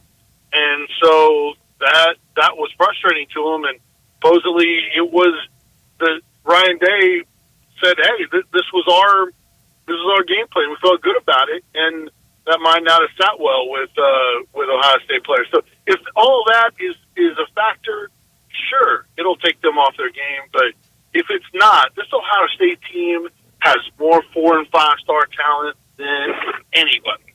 So I think that if they play their best and Tennessee plays their best, Ohio State wins. Just got to see what those factors are in handling that pressure of that game. I hope so badly that I am right that it's a rout, and I also hope that after the game's won, Tennessee goes and plants that big T right in the middle of the field. That's not happening. Didn't they already pass a bill or something, or they were trying to pass a bill where that would be illegal? Trying to make it a felony. That's right, felony. Right. That's unbelievable. Do something else with your time. Honestly. No kidding. As I said, there shouldn't be, if you've got time to get to that at the legislative chambers, there better not be one pothole in the state of Ohio. Yeah, good luck with that. Vince, when you look at Nico in kind of year one, almost under his belt as the starting quarterback, what would you say about where he was from game one of the season to where he is right now? It's interesting because the stats were phenomenal. I mean, it was like one of those non-conference games. He threw for almost 300 yards in the first half, but it was 7-on-7 in some ways where they were just destroying their first few opponents. So got off to a hot start, really was not challenged in any way, shape, or form. Then they got into the tough part of the schedule, Oklahoma and Arkansas, and where they took the L. And then from there, teams started to give him different looks, muddy the box in the account, where Tennessee offense is pretty automatic. If they have a light box, you're running the ball. If they have a heavy box, you're going to throw the ball. Well, Arkansas first started it, and then, actually Oklahoma did it a little bit. Arkansas did it the best, and then teams tried to copy it, including Vanderbilt, which didn't work out. But early on, teams would show a look and then back out of it. So Nico would think, all right, this is a heavy box I'm going to throw. And the next thing you know, he's throwing into an 8-man coverage and vice versa. So he's gotten better at understanding that some. Also, I think Tennessee's tackles have helped him out to where he is more comfortable now. You've seen him get better as the year has gone on. So there was that bump in the road where he had to learn because he hadn't seen things, and they had to figure it out. Plus, his tackles weren't playing well at all. So he was kind of spooked by the rush for a little bit, but he's settled in now. His line has been better and stronger and healthier, and you're seeing a better Nico. Man, that Georgia game, right? You probably agree with it. That Georgia game might have been, if it wasn't his best game, it was his second best game in terms of impressive because he was so poised, and the moment wasn't big for him, too big for him. That game was not on him, and I think that gives Tennessee fans confidence to go into this environment and what's at stake to be able to handle things and not turn the ball over or be panicked or not be able to handle that from such an important position. I think Tennessee's got a great chance to win the quarterback battle because Will Howard has been very inconsistent. Can make plays with his legs, sometimes has great moments, and man, does he have great wide receivers to throw to. But they don't take advantage of their wide receivers like they should with the talent that's there, largely because Howard has had some inconsistent moments. I do agree about the Georgia game, but the moment that it hit me that not only could Tennessee get to the college football playoff, but win a game or two, make some noise, was after the first quarter at Vanderbilt. That answer at Vandy, down 14 zip, and everybody going, oh, no, man, they are really doing this. Tennessee's really laying this gigantic egg, but they didn't. I thought the second, third, and fourth quarters against Vandy was the planting of the flag, the Maginot line for Tennessee. Yeah, they didn't flinch at all with that deficit. And, the defense turned it up after that. The Tremont McCoy interception, which was incredible, really turned that game around. But you're right, the offense answered right back. There wasn't this lull or they didn't have to wait till the second half to get going or anything like that. I think it was big to answer back, and Nico was very, very sharp. Well, by the way, it's pretty cold there. I was there in Nashville. The sun was out to start. That helps. That won't be the case in Columbus Saturday night. But it was in the upper 30s, around 40 or whatever. So I was worried. Here's the thing. I was more worried about the receivers, guys, because they've had their fair share of drops. And I was worried about them in the cold. They didn't have any drops, and they were more open than they've been in any other game. That they're the group that I think is the biggest unknown in this game. Them and the offensive tackles. Those would be the one. If you're going to have breakdowns, I think those are the areas it could be because, man, Ohio State can get after the quarterback. And then obviously the receivers cannot afford drops. They can't miss on those deep shots. They got to hit a couple in this game to go with that run game. Mm-hmm. Talking to Vince Ferrara, he joins us from WNML in Knoxville to talk some Tennessee Volunteers. Vince, what's your prediction for Saturday? What do you think? Think Tennessee prevails, or what do you think happens? I was pinned. I usually don't make a prediction till our show on Friday before the game, since we wait till the last minute, get all the intel and all that, and we do it on our show in our pick segment. But I do a couple of TV shows, and on one of them we did it was live yesterday morning, and we all had to. Obviously it's a show before the game, so I had to come up with a prediction, and our crew was split, and I went with Ohio State 24-21. Another factor for me, more so than the cold and everything, is I got to see this team win on the road against a high-quality opponent. There have been some average to slightly above average venues and teams that they have beaten on the road. Sometimes they win, sometimes they lose at those venues. But we haven't seen them go to a really, really good team and win at their place. So Tennessee's offense has gotten better as the year has gone on. Also, the defense hasn't been as stout. A couple games there give up some runs. A couple games to give up some passing. I think still they were very good against Vanderbilt. But this is a game, man, where if they had Keenan Peely, I would probably look at this game differently. They miss him right now. And then one of their guys in their linebacker rotation, Jalen Smith, hit the portal out of their 9 that have done so far. So, I got to see the wide receivers do it. A few more concerns for Tennessee than Ohio State, and that's also the talent, a big part of it too. And they played better against someone not named Michigan. So I won't be surprised either way. Coin flip type of game, home field as well. So I went with Ohio State 24-21. But I mean, text me Friday. I might have a different pick then as well. We'll see. I'm gonna go 28-10 Big Orange, and if they win, you said earlier they will bracket into the Rose Bowl to face number 1 Oregon. It would be Tennessee's 3rd Rose Bowl in its storied football history, losing there in 1940 on New Year's Day and losing there in 1945 on New Year's Day. And Tennessee would take 45,000 people to Pasadena, Vince. Oh yeah. I mean, that's a different story because then it's not just road allotment like it is there at the shoe. So yeah, that's a different story. But geographically, Oregon would be in conference tie-in; they would be the home team. But that's a takeover you would see for sure in Orange.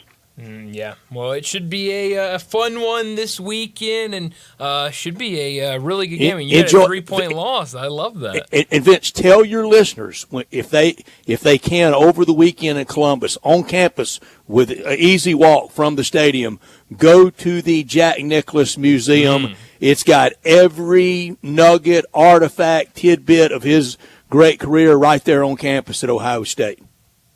Oh, wow, that is awesome. I will do that. I will do that this week for sure. That's a great little nugget. Yeah. Be sure and do it. It is worth it, and I could just kick myself for not buying the Christmas ornament in the gift shop when I was there. Brett, you win some and you lose some. Vince, as always, thanks so much for joining us. Good luck. Again soon. Thank you, Vince. Always fun to be on with you guys, and yeah, holler at me if Tennessee's going to the Rose Bowl. Glad to do it. We will. Thank you, Vince, so much. Thank you so much. Vince Ferrara with us from WNML in Knoxville, on the road with the Vols this week in Columbus. Just think about that. Ohio State in the first round at Columbus, and if you win, you go to the Rose Bowl. It's incredible. I mean, what a year. And Brian, I mentioned the Tennessee 2 previous Rose Bowls. Their first one for New Year's Day, 1940, our best family friend, she was a young girl then, she went with her mother, and they rode the train from Memphis to Los Angeles. That's great. How about that? That's unbelievable. And she talked about it forever. She talked about the Tournament of Roses parade and how beautiful it was. So when I went for the Georgia-Oklahoma game a few years ago, got up to crack it on, about like Jonah this morning to get out there. You have to leave real early because everything's hinged on New York TV time for the parade. So you take 2 hours Memphis off of that, and I was out there at 4:00 in the morning to watch that and to think about her because she had talked about it all our lives to us. That's awesome. Wow, taking the train. How about my bold Tennessee pick? Talk about bold, Brett. I like it, but I mean, if Tennessee goes up there and rolls, Nico has a feast on them. And then Ohio State's looking for a new head coach, right? I think so. Ross says not, but I've heard Ross say some things he Yeah. didn't end up like he said in the beginning anyway. I mean, if they lose to Michigan and then they get blown out, especially if they get beat by Tennessee and it is a very pro-Tennessee atmosphere there, oh yeah, things could change. Can you imagine how loud the booing will be? Oh man! If my score plays out between the booing and the leaving early, between the booing, the leaving early, and the general discontent, and how many Tennessee fans it sounds like are making the trip up to Columbus, it would be a wild night. Nothing says holiday fun like driving home in a new All-Star Chevy. It's the Red Tag event in Olive Branch that could get you some big customer cash back or financing as low as zero. How about a new Tahoe or Silverado, maybe a new Blazer or Suburban? Let's drive into Christmas and the new year in a new All-Star Chevrolet. Some will have special financing and no payments until spring. Your good credit deserves it. You get it at All-Star Chevrolet. First exit after you cross into Mississippi on Highway 78 at Kraft Goodman Road, Olive Branch, where all the new Silverados and Tahoes are, new 24s and 25s. If you're law enforcement, first responder, healthcare, military, educator, recent grad, an extra $500 bonus back instantly. Every late model pre-owned you're looking for is on the lot at All-Star Chevrolet in Olive Branch. All the Silverados, Toyotas, all the Jeeps, Lexus, Ram trucks, Ford trucks, SUVs, and check out that Camaro. If you've got any vehicle you want to sell, bring it to All-Star in Olive Branch, and you'll get the most money back for it, even if you didn't buy it from All-Star. Don't miss the final holiday red tag sale going on now in Olive Branch at All-Star Chevrolet. Drew and everyone at All-Star wish you and your family a very Merry Christmas and a happy 2025. For more information, go to allstarautogroup.com. Well, we need to get to another break. When we come back, we'll get to our Sissy's Log Cabin look back at the weekend in the SEC. But instead of a look back, we'll be looking forward to bowl season in the SEC. That's next on Sports Time.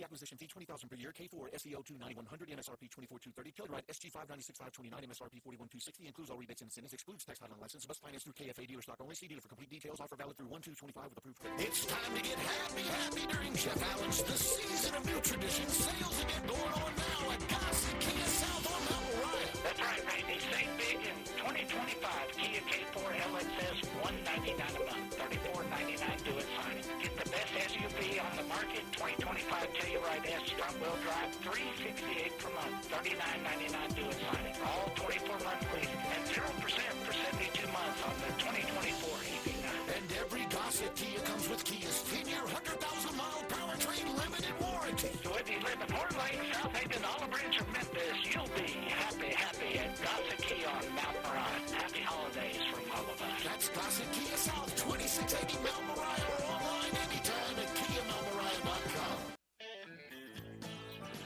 Hi, this is Troy Five-Ash, owner of Five-Ash Roofing. Did you know there are so many roofing companies in Memphis that I don't even know them all? So that begs the question, which one should you choose? So I thought I'd give you a little background about me. My grandfather was a World War II Marine. My father worked for the University of Memphis for nearly 30 years. My mother, a pianist at Raleigh Baptist Church. Seems like forever. I went to Brownsville Road, Craigmont, and Bartlett High School, class of 81. We support the local school systems, youth athletics, and believe in what St. Jude and Le Bonheur stand for. I'm a Tiger and Grizz fan. The point? Memphis is my home. Five-Ash Roofing will be around if you ever have a problem with the service we provide. Five-Ash Roofing, fair, honest, and ethical, with deep local ties in our community. 367-0050 or memphisroofer.com. Five-Ash Roofing is what we do. We're here for you. Indulge yourself or your loved ones this season with a trip to Sissy's Log Cabin. Here, you can shop our expansive selection of designer brands, one-of-a-kind jewelry, and spectacular statement pieces, all while enjoying the Sissy's Promise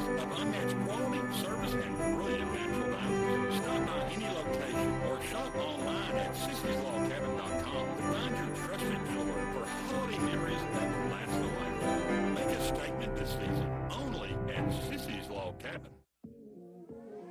Art tells a story, your story, and inspires others in your community to do the same. AARP is celebrating the undeniable impact and contributions of Black art and artists everywhere. We're thrilled to celebrate these creators over 50. Through their work and persistence, they make society a better place by bringing us all closer together. Learn more at aarp.org/blackcommunity. There's an institution in East Memphis that I love talking about. It's the Spirit Shop at 4848 Poplar Avenue, right down the street from Clark Tower, and it looks like a log cabin. It's been around Memphis since 1969 with a family-owned, friendly, knowledgeable sales staff that is just a wonderful place to go. I love going in and talking wine or bourbons, and they've got such great selection. So if you've not visited the Spirit Shop in a while, it's been remodeled. You'll love what you see when you need spirits. Tell Eddie Wollo said hello. It's the Arkansas Razorbacks and the Texas Tech Red Raiders in this year's AutoZone Liberty Bowl. Plus, I can roll on the Phoenix Cavaliers.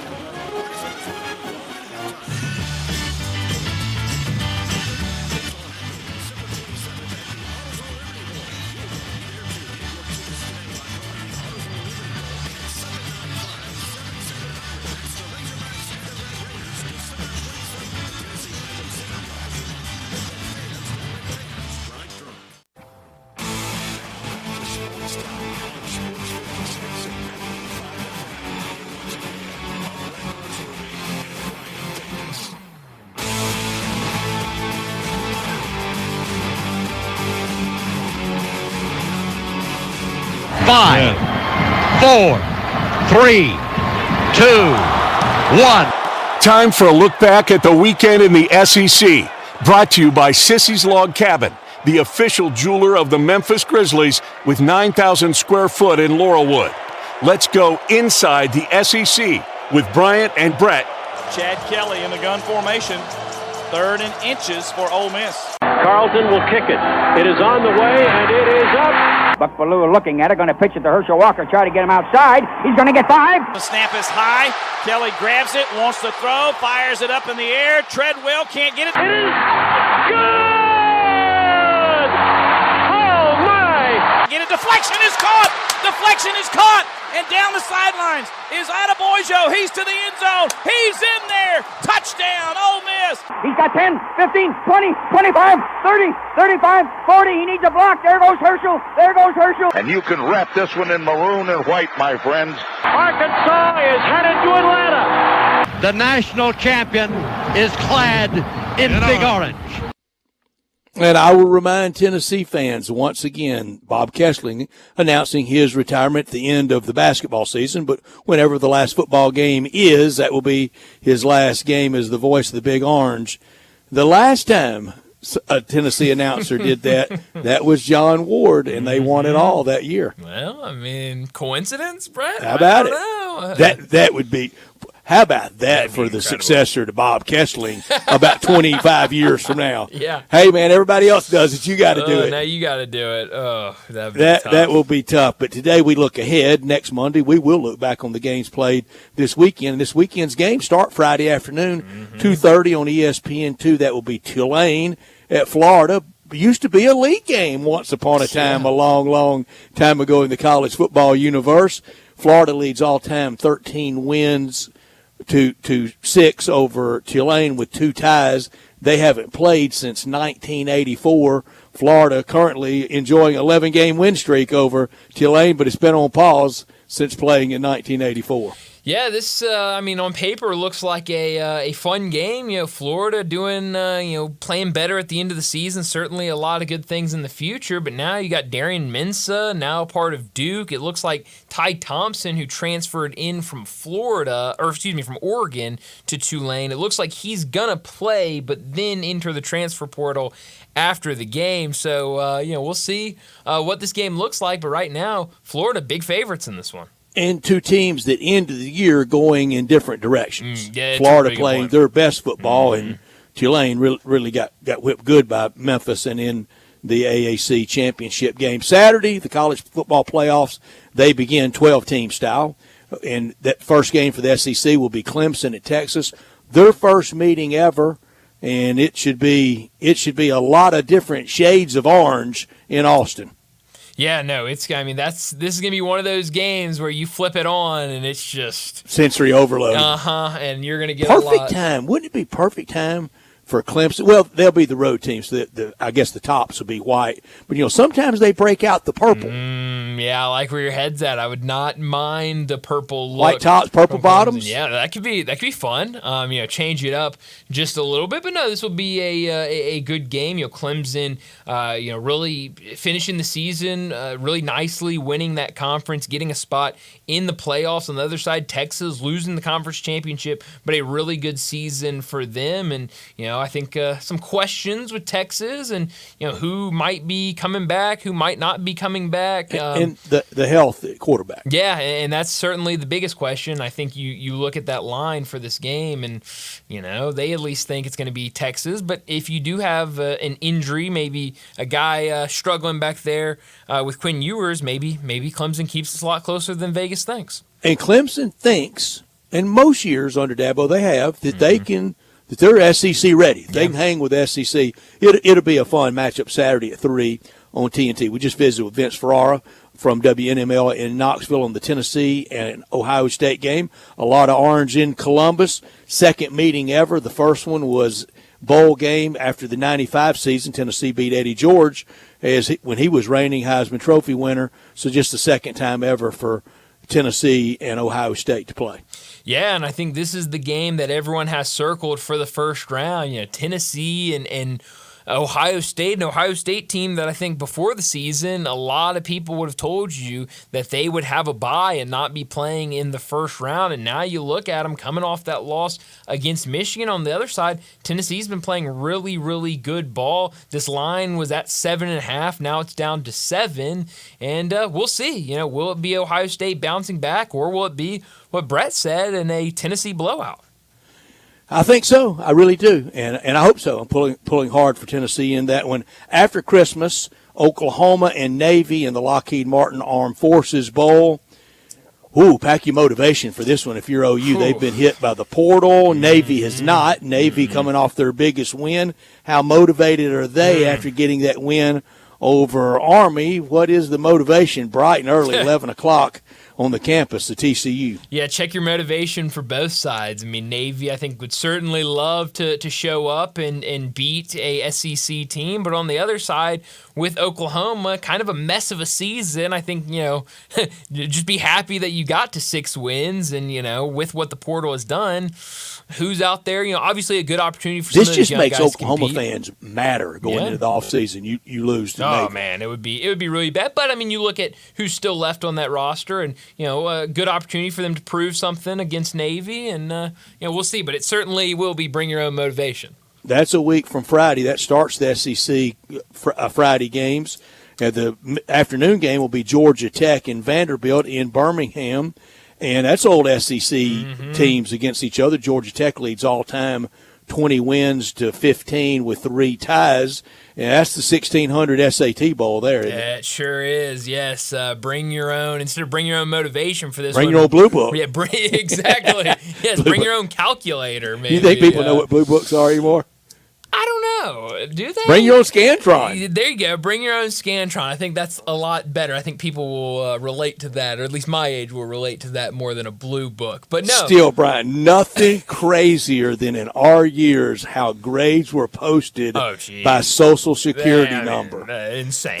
The whole the ID theft that could have been rampant then, but nobody was thinking of doing stuff like that. But the thought of that being a thing today is just mind-numbing. But no, this should be and of course, in those years, just, every parent group went and applied for a Social Security card for a lot of children. So just about everything started out with the first 2 numbers, and a lot of them the first 3. So you were really up there looking for last 4 numbers. Oh man, good Lord!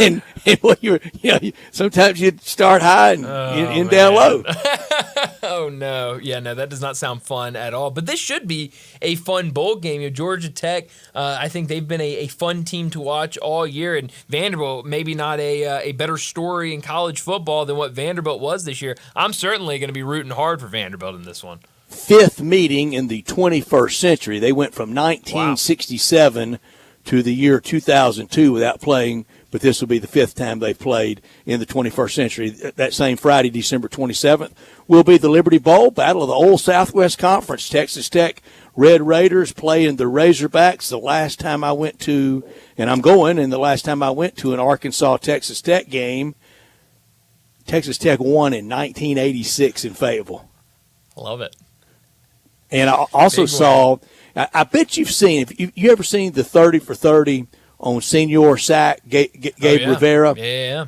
In that, it shows one of his highlights. He was so big and so fast, and he ran down the Arkansas quarterback, Tom Jones, from behind. And I mean, way ahead of him. That was in the 82 game. I think the last time I've been to Arkansas and Texas Tech, no, Arkansas won that day in 82, but they lost in 86. But that will be fun at the Liberty Bowl. Arkansas, a slim favorite. They have lost a bunch of players to the portal. Yeah, certainly been hit by the portal, but it looks like Taylon Green will return, so that's some good news for that offense with what he did this year. But no, this should be a fun one here in Memphis. You know, Texas Tech coming off a really good season, 8-4. Arkansas bouncing back, looking a lot better than what they did last year. You mentioned Arkansas, a 1-point favorite. Should be a really fun one here on ESPN that night. And on December also that night, December 27th, USC and Texas A&M in the SRS Distribution Las Vegas Bowl. That's a late start, 9:30. A&M favored in that one. A&M finished 8-4. USC 6-6 all time. They have played with USC leading 3-0 all time, and one of those three was in the 1975 Liberty Bowl, won by USC 20-0. Yeah, this is another game where it feels like two programs going in different directions. Texas A&M with Mike Elko coming in first year. They've got things rolling. On the other side, USC, I mean, people excited about USC week one when they beat LSU, maybe a team that could, make that run to the college football playoffs, and just nothing after that. A 6-6 season for them. A&M 3.5-point favorites, and certainly could be a lot of excitement about next year at Texas A&M if they can get a big win in this one. Mizzou will play up the road in Nashville in the TransPerfect Music City Bowl. They will face Iowa. Kurt Ferentz against Eli Drinkwitz. Can you think of a bigger contrast of kind of coaches of old school against kind of new school? No, not at all. I mean, these are the end of the poll differences. It really is. On New Year's Eve, back-to-back years for Alabama and Michigan to play. Last year it was in the semifinals at the Rose Bowl. This year it will be in the ReliaQuest Bowl. That's the old Outback Bowl in Tampa at Raymond James Stadium. Bama, a big favorite. We know who won last year in Nick Saban's last game. Yeah, and for Alabama, certainly, they might have something they want to prove by being left out of the college football playoffs, and them thinking they, certainly as a team, they thought they deserved to be in there. So maybe they try to go out there and embarrass Michigan and try to prove something to the committee. And certainly double-digit favorites. Vegas thinks that they'll win big.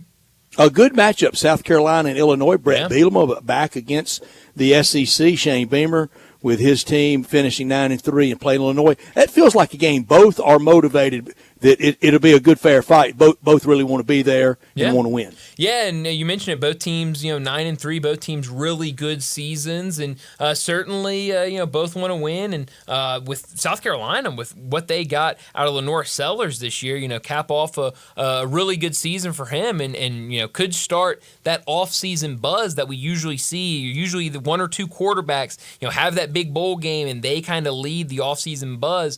Sellers could do that in this bowl game against Illinois. Texas Bowl in Houston, Baylor against LSU, another matchup of past Liberty Bowls. Yeah. That was the Liberty Bowl in 1985. In fact, this year, the Liberty Bowl, the first nighttime Friday game since that 1985 game between Baylor and LSU. And then Georgia awaiting a winner in the bracket to play in the Sugar Bowl. And Ole Miss and Duke playing in the Gator Bowl on Thursday, January 2nd. Yeah, really late bowl game, January 2nd. But it'll be fun down in sunny Florida. It will be fun. I'm looking forward to it. Warming up, no pun intended. Yes. To heading to the Gator Bowl. I've never been to a Gator Bowl will be my 15th different bowl game to go to. Holy cow, 15. That's And wow. I counted up after I go to the Liberty Bowl and then the Gator Bowl, it'll be 55 bowl games I've been to. Holy cow. That's a lot of bowl games. Brad, that's a lot of bowl games. That's almost 5 full seasons of just bowl games. Now, the lion's share of those games will be Liberty Bowls. Of course. But no, that's This a year lot will be of bowl my games. 35th Liberty. I have not been to a Liberty Bowl game since 2019, so I'm really looking forward to being able to go. Wow, is that right? Yeah. I mean, I guess that makes sense with how crazy bowl season gets. But no, I think should be really fun bowl year for the SEC with some of these matchups. We'll see. I know this. Everybody always preached to me that bowl games don't matter. They're really exhibition games. Well, they really are now. If you're not in the playoffs, everything's the Motor City Bowl, really and truly. It just is. But it'll be funny. You let the SEC throw up a 3 and whatever, then bowl games are really going to matter. Yes. You let them go 11 and whatever, then bowl games didn't matter. Yeah, no, that's a good point. And That's we a look shall at. see. That's a look ahead to bowl season.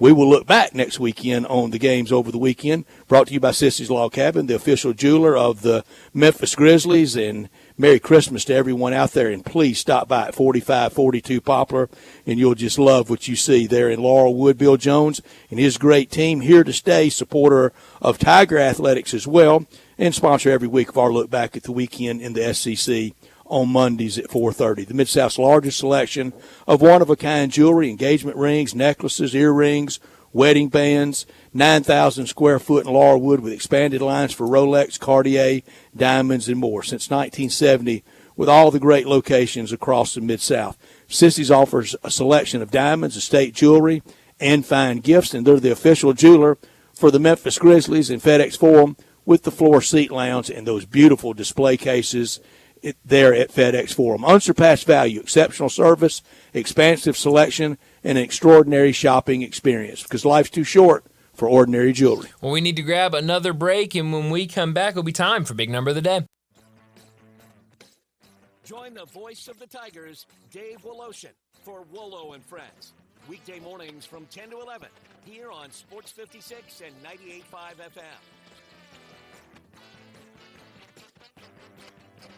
Let me guess, you're going to recommend that everyone get their holiday meal from Central Barbecue. No, although it's a great idea, get everybody some fantastic Central Barbecue and not have to do any of the work, but that is not what this spot is about. It's not? No, this is about another way Central Barbecue can save you time and trouble. Ah, Central Barbecue gift cards. That's right. You don't have to fight the holiday gift shoppers when you can just go online and order up a handful of Central Barbecue gift cards. No one has ever turned up their nose at getting the best barbecue in Memphis. In the world. In the world for free. Give them what they really want. The gift of blockbuster movies with gift cards from Malco Theaters. Malco gift cards and their new gourmet popcorn are the perfect gifts for making memories this holiday season. Shop online at Malco.com or in the app. Happy holidays from Malco Theaters. Jenkins Floors and More invites you to their retail warehouse where they pass wholesale savings on to you. Jenkins Floors in Little Rock, Cleveland, Mississippi, and now open in Horn Lake at 2356 West Whitman Road. Specializing in flooring and carpeting, tile, plantation shutters, and blinds, Jenkins makes your life easy with a 2-week turnaround. Contractors, builders, or family projects, call 662-469-9350 for a free estimate. Owners Timmy and Rebecca Jenkins say hello to Sports 56 fans and look forward to your business. Rich Eisen here from Monday Night Football on Westwood One. Join us all season long as we get you ready for primetime NFL action every Monday night.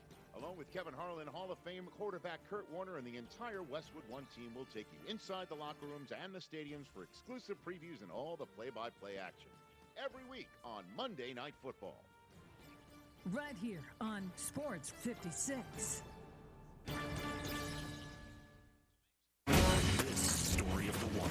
As a maintenance specialist for university housing, he knows college students can major in wear and tear. Plus, housing so many students doesn't leave a lot of room to house all the supplies he needs. That's where Grainger comes in. With over 1 million industrial-grade products and fast, dependable delivery, Grainger carries the quality products he needs so he doesn't have to. From a new door hinge to a whole new faucet. Call Grainger.com or just stop by. Grainger, for the ones who get it done. Whether you're ordering wings for the game, whipping up a 7-layer dip, or ordering pizza, there's something about football, it makes you want to eat. And this football season, Uber Eats has the best deals on game day food. No matter what you're craving, from 2-for-1 pizza to buy one, get one wings, Uber Eats will be dropping new deals each week, all season long. Uber Eats, official on-demand delivery partner of the NFL. Order now. Terms and conditions apply. See app for details.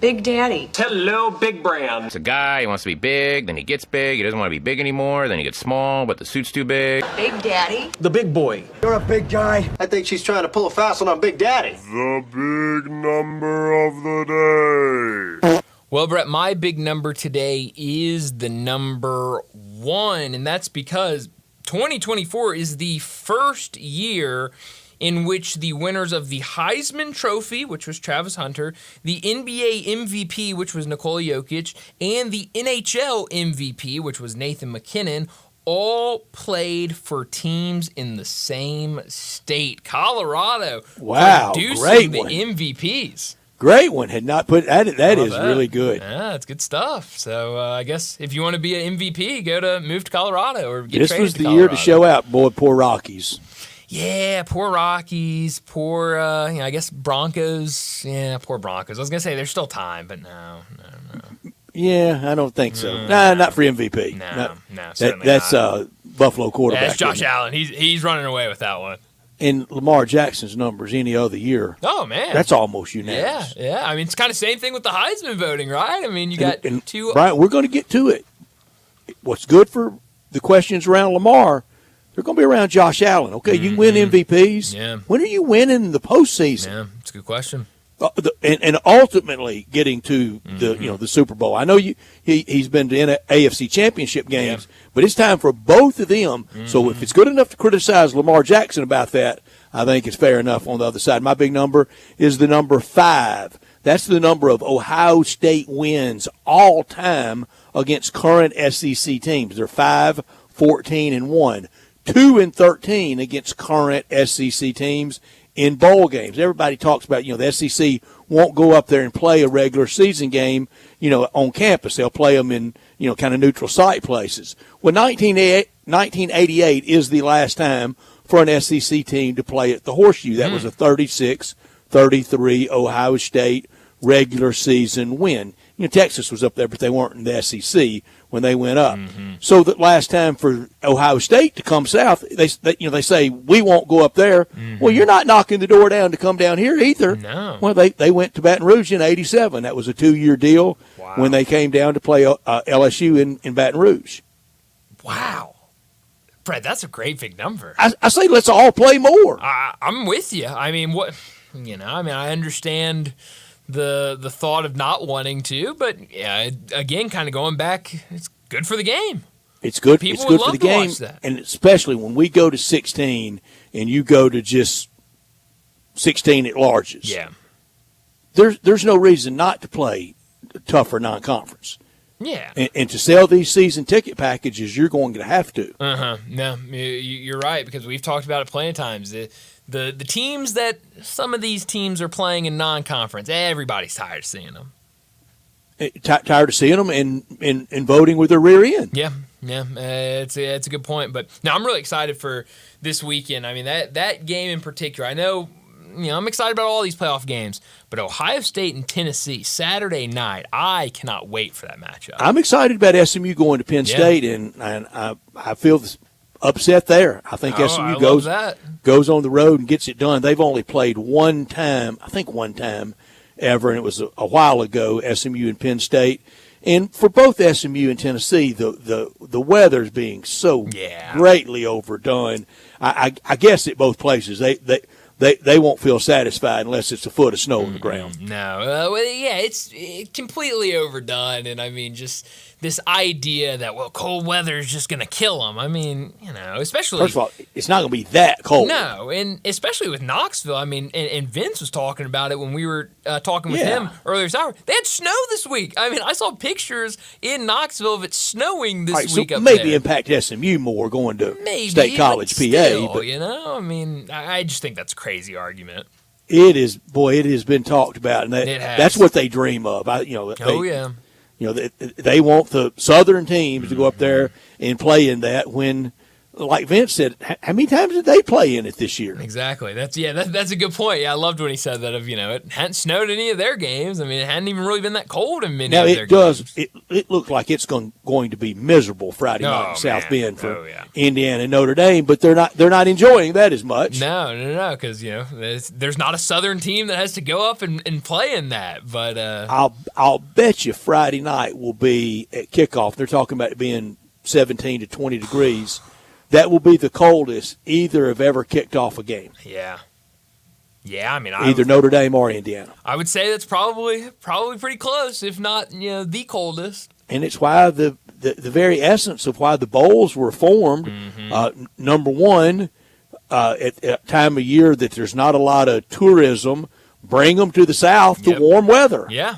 People want to go and warm up, and you got places that are going to be warm this time. Nobody wants to go to International Falls, Minnesota. No. But they've convinced themselves of it. Yes, Nothing says holiday fun like driving home in a new All-Star Chevy. It's the Red Tag event right now in Olive Branch that could get you some big customer cash or financing as low as zero. How about a new Tahoe or Silverado, maybe a new Blazer or Suburban? Together, let's drive into Christmas and the new year in a new All-Star Chevrolet. Some will have special financing and no payments until spring, and your good credit, it deserves it. Olive Branch is where all the new Silverados and Tahoes are. New 24s, new 25s. If you're law enforcement, first responder, healthcare, military, educator, recent grad, you get a $500 bonus. Every late model pre-owned you're looking for, right there on the lot at All-Star. All the Silverados, all the Jeeps, Toyotas, Lexus, Ram trucks, Ford trucks, SUVs, and check out that Camaro. If you've got any vehicle you want to sell, bring it to All-Star in Olive Branch and get the most money back for it today. Don't miss the final holiday red tag sale going on now in Olive Branch at All-Star Chevrolet.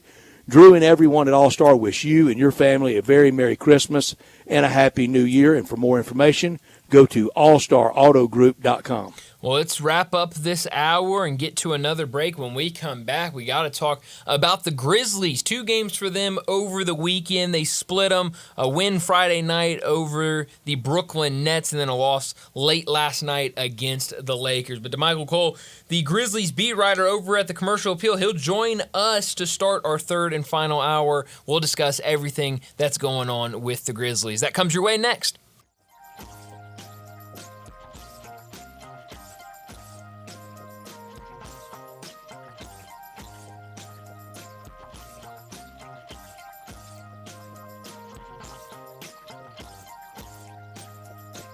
There's no better place in Memphis to catch up with your out-of-town friends than Bell Tavern, Memphis's best downtown neighborhood bar.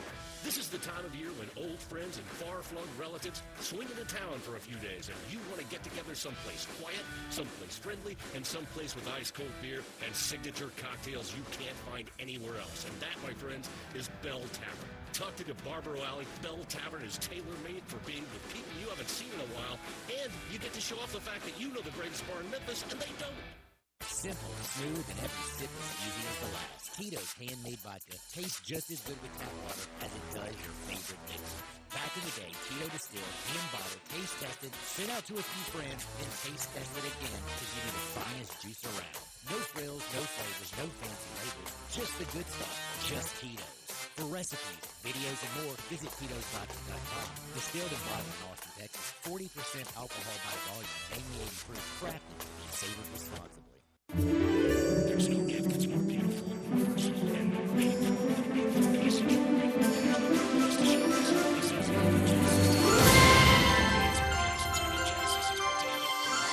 is selection of can't-miss gifts, brings scary every taste and every price range from $6 to $2.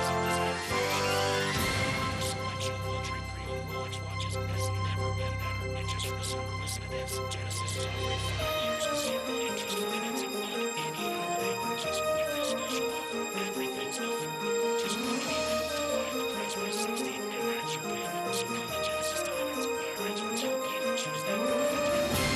This holiday season, and spread your payments over 5 years. Get holiday store hours donations. Finance details at genesisdiamonds.com. That's your Genesis Diamonds anniversary credit card. What gift are you going to get that person that's impossible to shop for? Give the gift of sound. JLab has the perfect gift for anyone with a variety of styles, sizes, and colors. And they have products for under $100, under $50, and even under $25. I love that. Save up to 60% on select JLab products this holiday season on JLab.com. Look for the JLab blue box at retailers everywhere or visit JLab.com today. The holidays are near, and Choate's Air Conditioning, Heating, Plumbing, and Generators is here to make this season extra cozy and cheerful. For the first 50 customers who purchase a new Carrier system, tankless water heater, or a whole home generator, we have a special gift for you. Choose from a $500 gift card or 60 months no interest financing. And don't forget about Choate's Refer a Friend referral program, where you could earn up to $500. Simply refer a friend to use our services, and if they become a customer, you could earn up to a $500 Visa gift card. But hurry, this festive offer will only last through December 20th. Visit ChoatesHVAC.com or call 347-8086 to schedule your free estimate today. And turn to the experts with Choates and let our family serve your family this holiday season.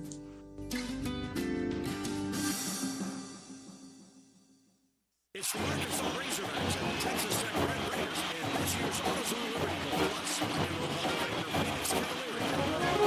It's all happening December 27th at the AutoZone Liberty Bowl. You'll want to be there too.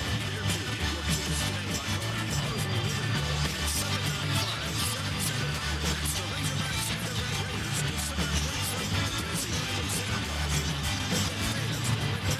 Stadium.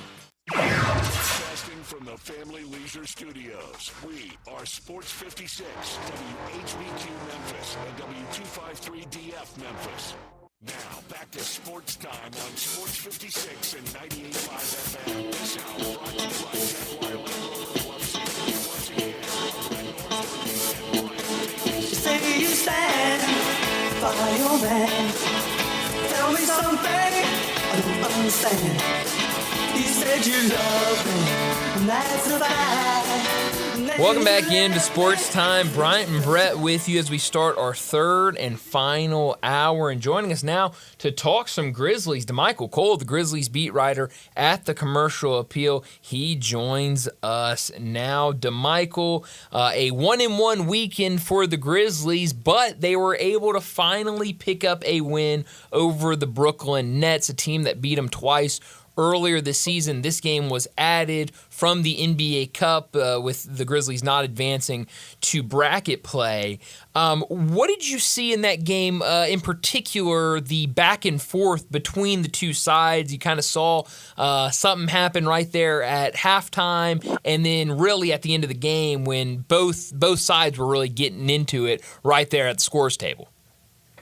Yeah, it wasn't as much as I think it ended up being made out to be. You know, it wasn't like it was, you know, some of those physical games we've seen with opponents over the years or anything like, you know, when the Shannon Sharp thing happened with the Grizzlies, like that was boiling up. Like I was watching 3 minutes of, you know, things happening before it finally went over the top. But in this case, you had the Ja Morant, you know, Ja Morant made the shot, the mid-range jumper, halftime buzzer, and he's walking in the direction of the Nets bench, and he walks right past Jordy Fernandez, who is the coach of the Nets. He walks right past him, and he's yelling like, yeah, you know, like kind of pumping the crowd up. Mm-hmm. But, you know, some little gamesmanship in there. John knew what he was doing, and he admitted as much so after the game. Like, you know, he walked literally right beside him celebrating. So, you know, of course, Jordy didn't take too kindly to that. And then the last situation that you saw was after the game. Well, not after the game, with about a minute left. John Morant was about to check out of the game and, again, was celebrating, doing the yeah chant. And this time, I guess Jordy had already talked to the referees about it. Well, yeah, he did, right at halftime. So this time when Ja did it, Jordy just went to the referees and, kind of pointed at him like, are y'all going to allow this? And that's when, like Dennis Schroeder said, he's decided to take up for his coach. Taylor Jenkins comes over there because he's taking up for his players. And next thing you know, is a bunch of people being nosy. It was on. So, yeah, and you captured it all from courtside. I was right there, man. I was right there. But yeah, like I said, there have been more spicier things going on than that. I think that one was kind of blown up because Taylor Jenkins, ended up kind of being, I guess, a little demonstrative in that situation. But I was just to the side laughing, like it wasn't really that big of a deal to him. And it wasn't too much anything. The microphone by courtside picked up Taylor pretty clearly, and and he didn't like things going on, and I don't blame him. And DeMichael, I promise you, Bryant can attest. And I warned about this 2 weeks ago over all the stupid flag planting at the Michigan-Ohio State game.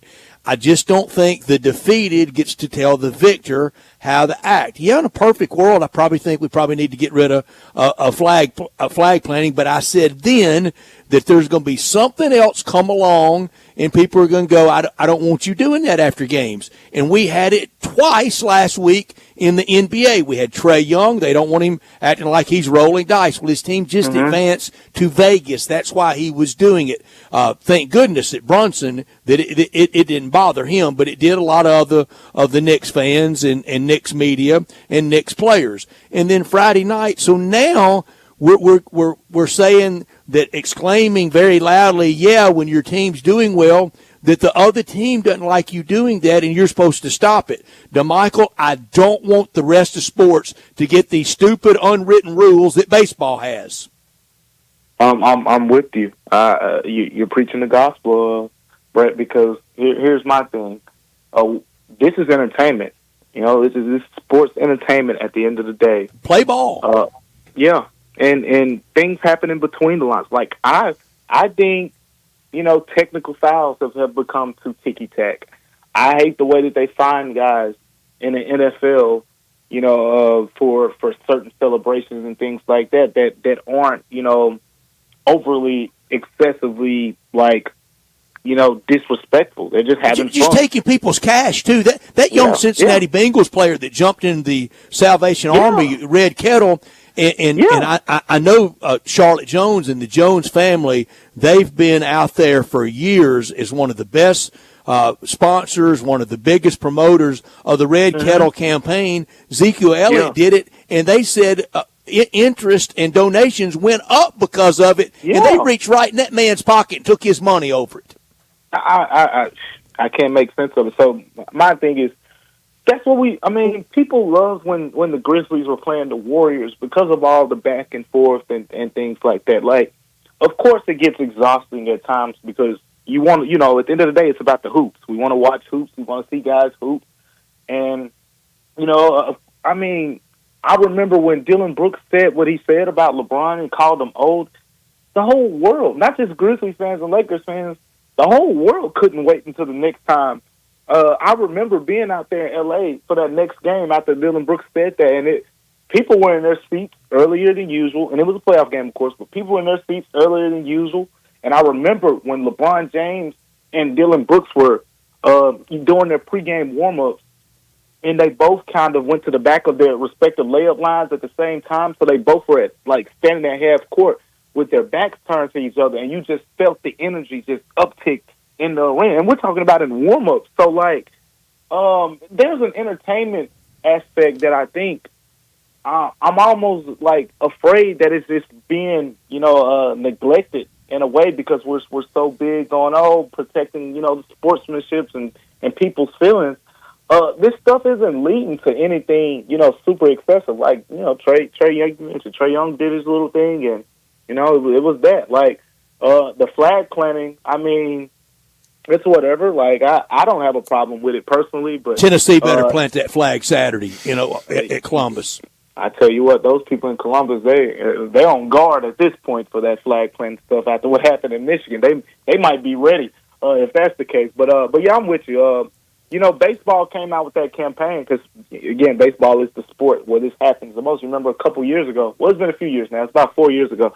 They came out with this campaign called "Let the Kids Play," and it was good. It was a good thing because you had this new wave of Juan Soto's, Ronald Acuña's, and all these young, demonstrative players that like to have fun and add to the entertainment. And if you look at the greatest players in the sport, particularly basketball, particularly football, there was an entertainment value to many of them.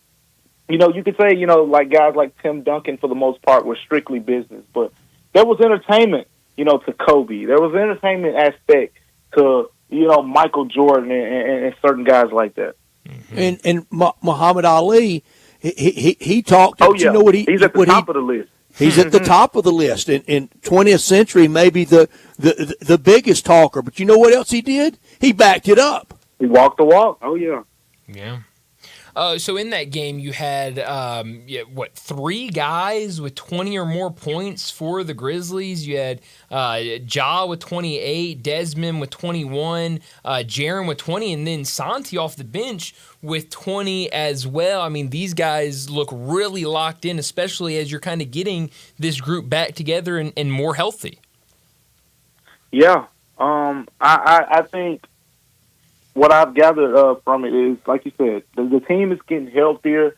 And to me, the best part about the Grizzlies being healthy in the regular season is it creates this situation where they'll always have options in case someone's not having a great day. Mm-hmm. And that's kind of where they are, at this point of the season. Like, if we haven't talked about the Lakers game yet, but just briefly touching on it, like, if you go to that game and you see Santi, wasn't playing his best basketball.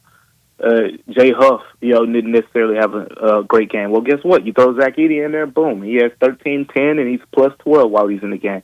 Oh, guess what? The guards, Jalen Wells wasn't playing that great. Well, throw Luke Kennard in there. Next thing you know, he's having one of his best games of the season, one of his most impactful stretches.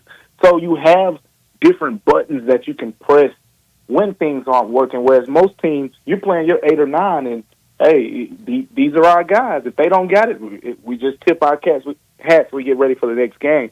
But the fact that the Grizzlies have this depth, they have the ability, and Taylor Jenkins I'm sure he's going to press those buttons. I think this last game, it was, it's not going to be talked about because it's so far down on the list when you play the Lakers. But Luke Kennard was not in that rotation in that game. He was not. And he came in late in the second quarter. Taylor Jenkins just, throwing things at the wall at this point. Let's see what sticks. And he found something in Luke Kennard in that game. So that's kind of what the depth gives you in the regular season. I've always been a proponent of depth is overrated in the playoffs. It won't matter as much in the playoffs. In the playoffs, most teams are going to play 8 guys, and they're going to ride those guys, those stars, the Lukas of the world. They'll be playing 40 minutes. So you won't have time to keep throwing things at the wall and see, like, you gotta go with your best guys, and it's made the best team win. But in the regular season, when you're trying to kind of play the long game while win, right, the Grizzlies are in a great position to do that. They're in a position to say, hey, we can play job 32 minutes right now and still be able to have, good results as they have had over the past couple weeks and be able to rest guys while winning, in the process. So that's kind of the give and take that you have with that. But, yeah, that depth that they have, it's very, very important for the regular season. But I always say, when it comes to playoffs, it doesn't matter as much. DeMichael, it was the first thing that really hit me after the Grizzlies got here for a few years is just really how long these years are. Right now, a third of the way through, 2/3 ago, 18 up, 9 down, and going along really well. This front office that I don't think has been heavily criticized by many, at times some I have, but I don't think anything over the top or unwarranted. But I do applaud them for this. Even on the misses, they don't belabor them very much. And on the hits, they don't stick it in your ear either. If the front office wanted to really have a victory lap, who do you think they would have a bigger victory lap for? The progress and the evolution of LaRavia or Santi? Ah, boy. If they just wanted to go, there you go, we knew what we were doing. Probably Jake LaRavia. Probably Jake LaRavia because with Santi, he has this certain skill set and he's just tapping into it. But with Jake LaRavia, they kind of build him into this player. When Jake LaRavia came here, there was this idea that he was going to be this guy, play the 3, play the 4, shoot some 3-pointers. But he's became like a Swiss Army knife type of guy for them. He's become a guy who can come in and get you 8 points, 5 rebounds, 5 assists. He's one of the best Grizzlies players at touching the paint, kicking it out to teammates, which is such a big part of the Grizzlies offense. You know how important touching the paint is to the Grizzlies offense? When they do some of those scrimmages at practice, if a basket is made and there were no paint touches, they don't count it. So, wow. I mean, he is very good at some of those little things that the Grizzlies really like to do. And he's kind of developed into more of the player that the Grizzlies want him to be, if that makes sense. Whereas Santi is just, over experience and time has become a better player, and it's just all fit within the skill set that we kind of expected from him. Mm-hmm. When you look back at this game against the Nets, there's a couple of guys on that Nets team that some people have been linked in terms of interest as trade guys that the Grizzlies might go after. Dorian Finney-Smith, Cam Johnson. Feels like Cam Johnson has been most recent guy that a lot of people have been talking about. What do you think the Grizzlies do as we get closer, very slowly closer to the trade deadline? I think they'll go for some type of proven, wing player, at some point. And here's the thing, though. It's hard to say right now because, quite frankly, I don't think they've been tested like some teams where those weaknesses will become magnified a little bit more. And that's why I think people, just generally speaking here, people are overreacting to Grizzlies games the way they are because they played the Celtics one time, right? They played the Mavs one time. And they played the Lakers a few times now, but they mostly beat up on, Eastern Conference teams and some low middle tier Western Conference teams in between. We have not seen them go against OKC yet. They played Houston early in the season. That was before I think people realized Houston was going to be this good, so that game just came and went. But there's so many more impactful games that'll be here in the next couple weeks. We're about to start to see the heavy hitters come around. They got Oklahoma City coming up here soon. They got the Suns with Kevin Durant. I think the Suns with Kevin Durant are 9-1 or something like that, 10-1. So that's going to be another good one. Then after Houston. You got Houston. Then you get Sacramento and Golden State on the road. You got to go to their places on a back-to-back. Then after that, like you said, Houston, Minnesota twice. So you're about to basically get the full grasp of who can separate when you're playing the elite competition. Right now, the Grizzlies have 12, 13, 14 dudes who can play well against the Washington Wizards. That's what they do have. You can throw a starting lineup of Scottie Pippen Jr., Jake LaRavia, whoever you think probably the 7 through 10 whatever guys are on the Grizzlies roster. They can probably beat the Washington Wizards, as they have done a couple times at this point. But the separator is going to be like this last game against the Lakers. Santi, and it could be a one-off thing, but you're going to get a bigger sample size when you're playing the Lakers, when you're playing the Celtics, when you're playing the Mavs, because if you go to those games, like Marcus Smart's the first person who comes to mind to me because, he's a vet, but Marcus Smart didn't play well against the Celtics. He didn't play well against the Mavs. He didn't play well against the Lakers in this last game. And in between those games, he's had some great games. But you're about to get a bigger sample size of who's going to be able to rise to the occasion when you're playing that top-tier Western Conference competition. Once you have that answer, I think the picture for what this team needs in February becomes a little bit clearer. But based on what we've seen so far, I still think eyeing that veteran wing who's a little bit more proven than what they have right now is the answer for me. do you think it's a matter of if or when a deal is made? Right now, it's if, because that's the part of it we need to see from who's going to rise to the occasion on this team. Look, Jalen Wells is super young right now. If Jalen Wells comes here in January and he develops into someone who they'll trust. Right now, they don't trust Jalen Wells in the closing lineup. It is what it is. He's a rookie, and that's okay because you're playing for the playoffs. But if that changes, then you probably don't go out and get a win because you're confident in what you have in the building. So I think it's an if thing right now. There's no need to be overreactive when you have so many different options. You have Vince Williams and G.G. Jackson who have yet to make their season debut. Two guys that people in the building, love what they bring to the table. So you play the long game a little bit here, but I tell you what, you get to February and we're still wondering, like, oh, who's that fifth guy in closing lineups and things like that. You can bet they'll be looking from the outside trying to find some options. Yeah. Two-part question for you, DeMichael. Speaking of injuries, Zach Edey returned last night against the Lakers. What did you think of his return against the Lakers team that was red hot last night, especially Anthony Davis? And then there were pictures that came out from practice last week. G.G. Jackson looked like he was out there participating a little bit. What's the latest on him? Yeah, so Zach Edey looked good, which was a positive sign. I think that was something we all wanted to see. Just how would he look after, pretty much close to a month off in time, and he was solid. I mean, he came back 24 minutes, 13 points, 10 boards, plus 12 in the game. And I tell you what, like we'll see, how it starts to shake over the next weeks or months or whatever in terms of his role. But when they play the Lakers, he deserves he deserves as many minutes as you can play. I mean, this is twice now where he's come off the bench and completely shifted things when he's been in the game. He was plus 12 in that last loss in Los Angeles. He was plus 12 in this loss. In both of those games, they got off to bad start because he was not in the starting lineup, and they ended up starting him in the second half of both of those games. So almost a case of too little, too late. In two losses on the road against the Lakers this season with Zach Edey. So his role will continue to be reformed, in my opinion. But getting to the G.G. Jackson part, still very early. You saw him on the court, but the difference now than a week ago is he's past the reevaluating standpoint. Mm-hmm. Now he's practicing to get back. So you're going to see a slow ramp up here. What you saw in the pictures that you're referencing, it wasn't really much.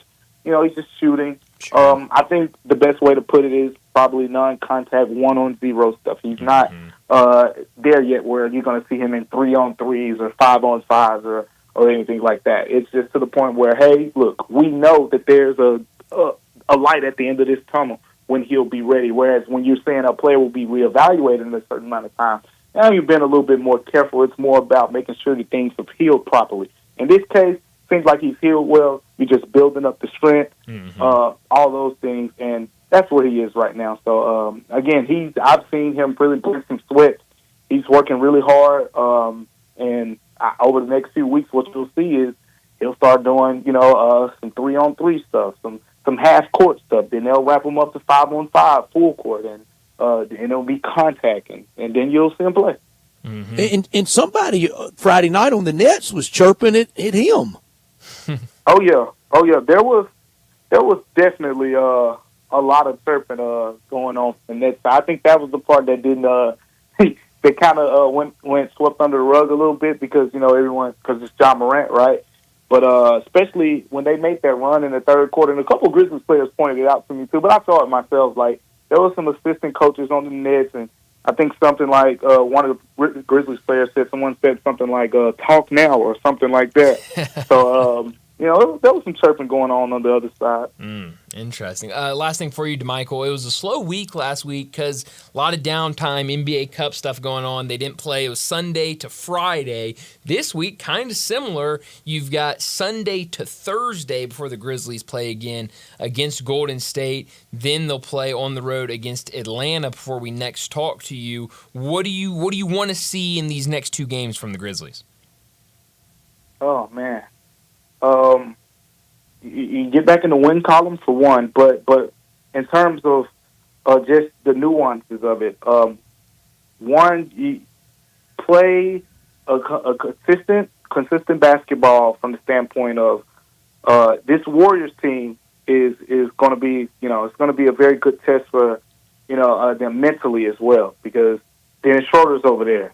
This is going to be the first time Zach Edey's played against Draymond Green since Draymond basically called him soft for talking to the media about the whole injury thing. So that's going to be a good mental test, for Memphis, and it's going to be important for them to stay locked into that one. And then, of course, Atlanta, go in there to take care of business, but individually, you want to see Desmond Bain start to put a couple more complete games together on the offensive end. Desmond Bain, now, look, I've kind of excused it as, hey, look, he told me. He said it's the new offense. He's learning this role. Okay, I get it. Desmond Bain is a guy who lets the game come to himself. He's not going to go out and take too much.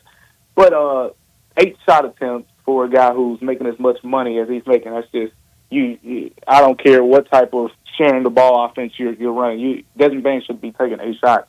Desmond Bain shouldn't be taking 2 3-point shots when he's a career 40% 3-point shooter. So you need more from him. So that's one thing I'll definitely be keying on when you play Golden State and when you play the Hawks.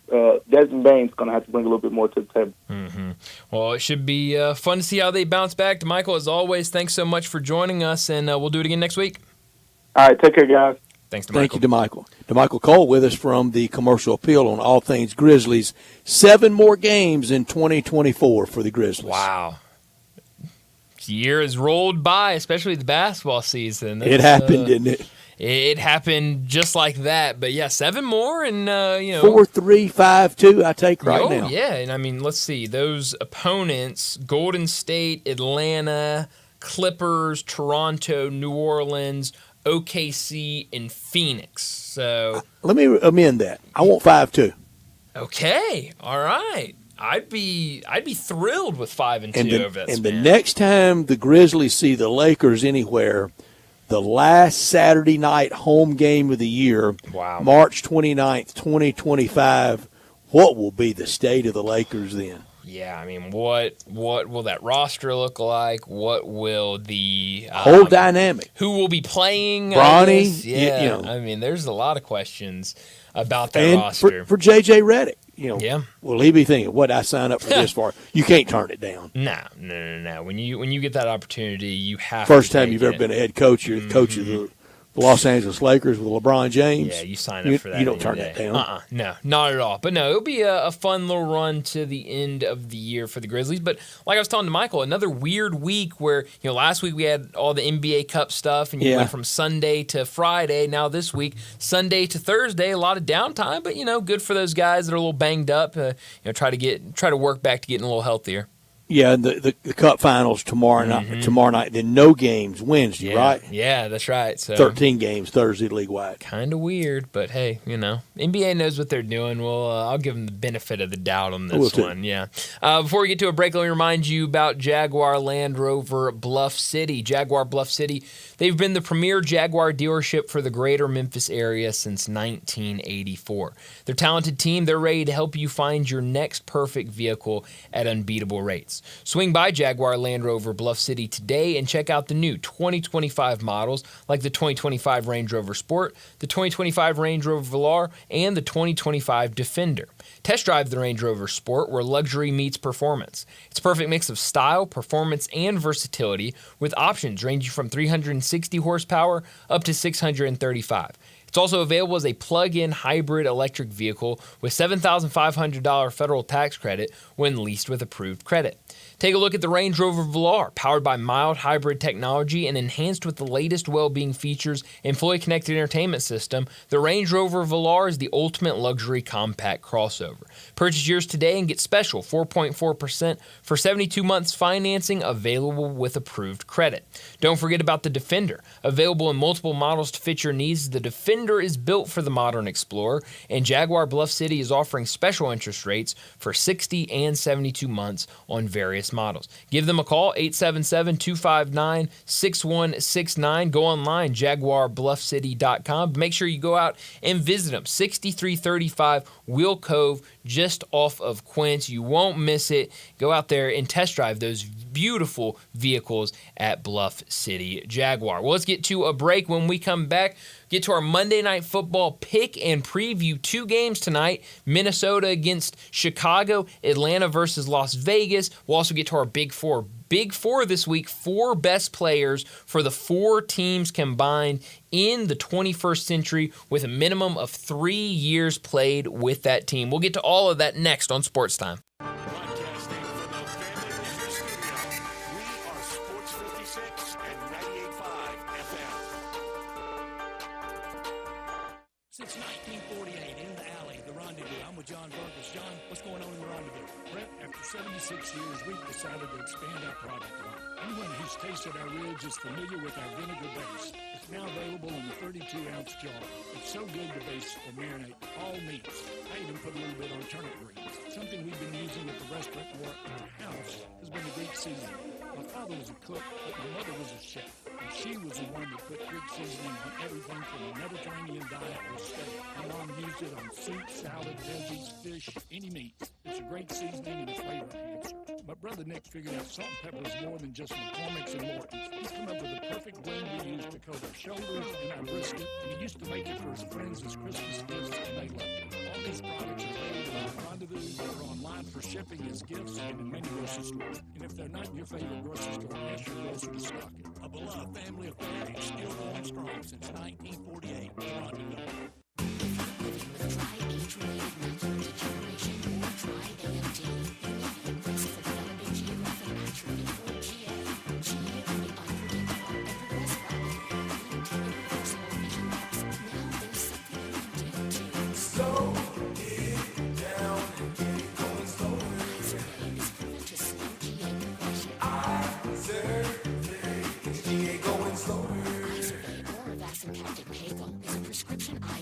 Used to treat GA.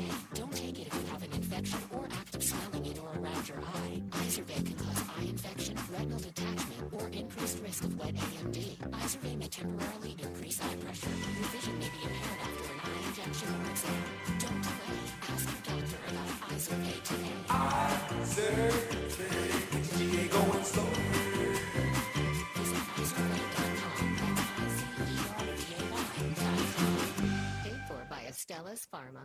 Indulge yourself or your loved ones this season with a trip to Sissy's Log Cabin. Here, you can shop our expansive selection of designer brands, one-of-a-kind jewelry, and spectacular statement pieces, all while enjoying the Sissy's promise of unmatched quality, service, and brilliant natural diamonds. Stop by any location or shop online at sissyslogcabin.com to find your trusted jeweler for holiday memories that will last a lifetime. Make a statement this season only at Sissy's Log Cabin. What makes the holiday special are the details from Genesis. And every little detail in a Genesis is another gift to you, like an available heated steering wheel during winter. That's a gift you'll love, or the available Napa leather seating. And how about a $1,000 bonus on select Genesis vehicles? The deal ends January 2nd. See participating Genesis retailers for details. Experience the Genesis signature event. Visit Genesis.com to see how Genesis can make your holidays even brighter. Details make the holidays. Get ready for the wrap-up the year sales event at Gossett Chrysler Dodge Jeep Ram Fiat on the Pike and save huge 2024 Jeep Grand Wagoneer L Series 3, $23,156 off MSRP. 2024 Jeep Grand Cherokee 4XE 4-wheel drive, $12,319 off MSRP. And 2024 Dodge Hornet RT all-wheel drive, $11,637 off MSRP, or buy it for $32,983 plus 0% for 72 months is available. It's the season to drive past the rest and come to the best at Gossett Chrysler Jeep Dodge Ram Fiat on the Pike, or shop online anytime at GossettMotorCars.net. If you want it, we got it at Gossett Motorcars. 145,331, MSRP 123,155, Cherokee RC 106,867, MSRP 65,210, Hornet R3 808,452, MSRP 44,620, includes all rebates and incentives and excludes PF 695, excludes tax title and license with approved credit. See dealer for complete details, dealer stock only. Because it's Christmas, Family Leisure needs your help. Family Leisure has inventory that you have to move because you know it's Christmas. So don't wait. You can complete your ultimate game room with a new pool table, a new shuffleboard, new arcade games, or just get all of them for Christmas. Tons and tons of theater season, overstocked, one place to move. 'Tis the season for fire pits. And all fire pits at Family Leisure are now 20 to 30% off. You say you didn't get a spa this year? Let's say no more. Spas are in stock, ready for Christmas delivery, and up to $1,500 off. These are just a few of the deals happening right now for Christmas. Just come on by and check out their gigantic showroom. You never know what kind of deal you're going to find. Family Leisure. Road at I-40 where family and fun come together for Christmas. Family Leisure, 2120 Whitten Road in Memphis, right off I-40. Now, back to Sports Time on Sports 56 and 98.5 FM.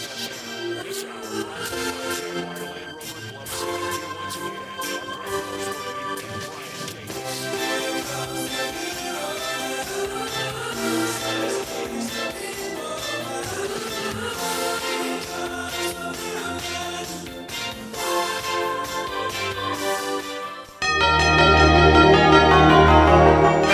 Davis.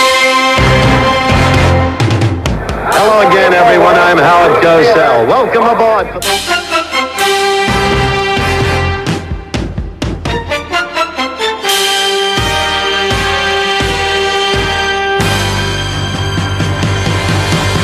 ABC's Monday Night Football. Well, Brett, another Monday night, and this week, double the action. 2 Monday Night Football games. First one at 7, the second one at 7:30, and they're NFL football games. Yeah, and in the preseason, I had both Minnesota and Chicago going to the playoffs, but it has not worked out at all like I thought it would be.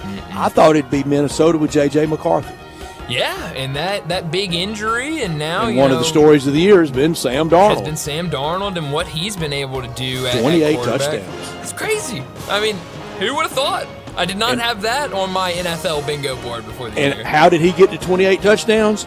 You have Justin Jefferson on one side, and that almost makes anybody pretty good. But on that other side for Minnesota, Jordan Addison, you could make a case that Jefferson and Addison right now could be potentially someday with the Vikings like Moss and Carter were. Whoa. Yeah, I could see it.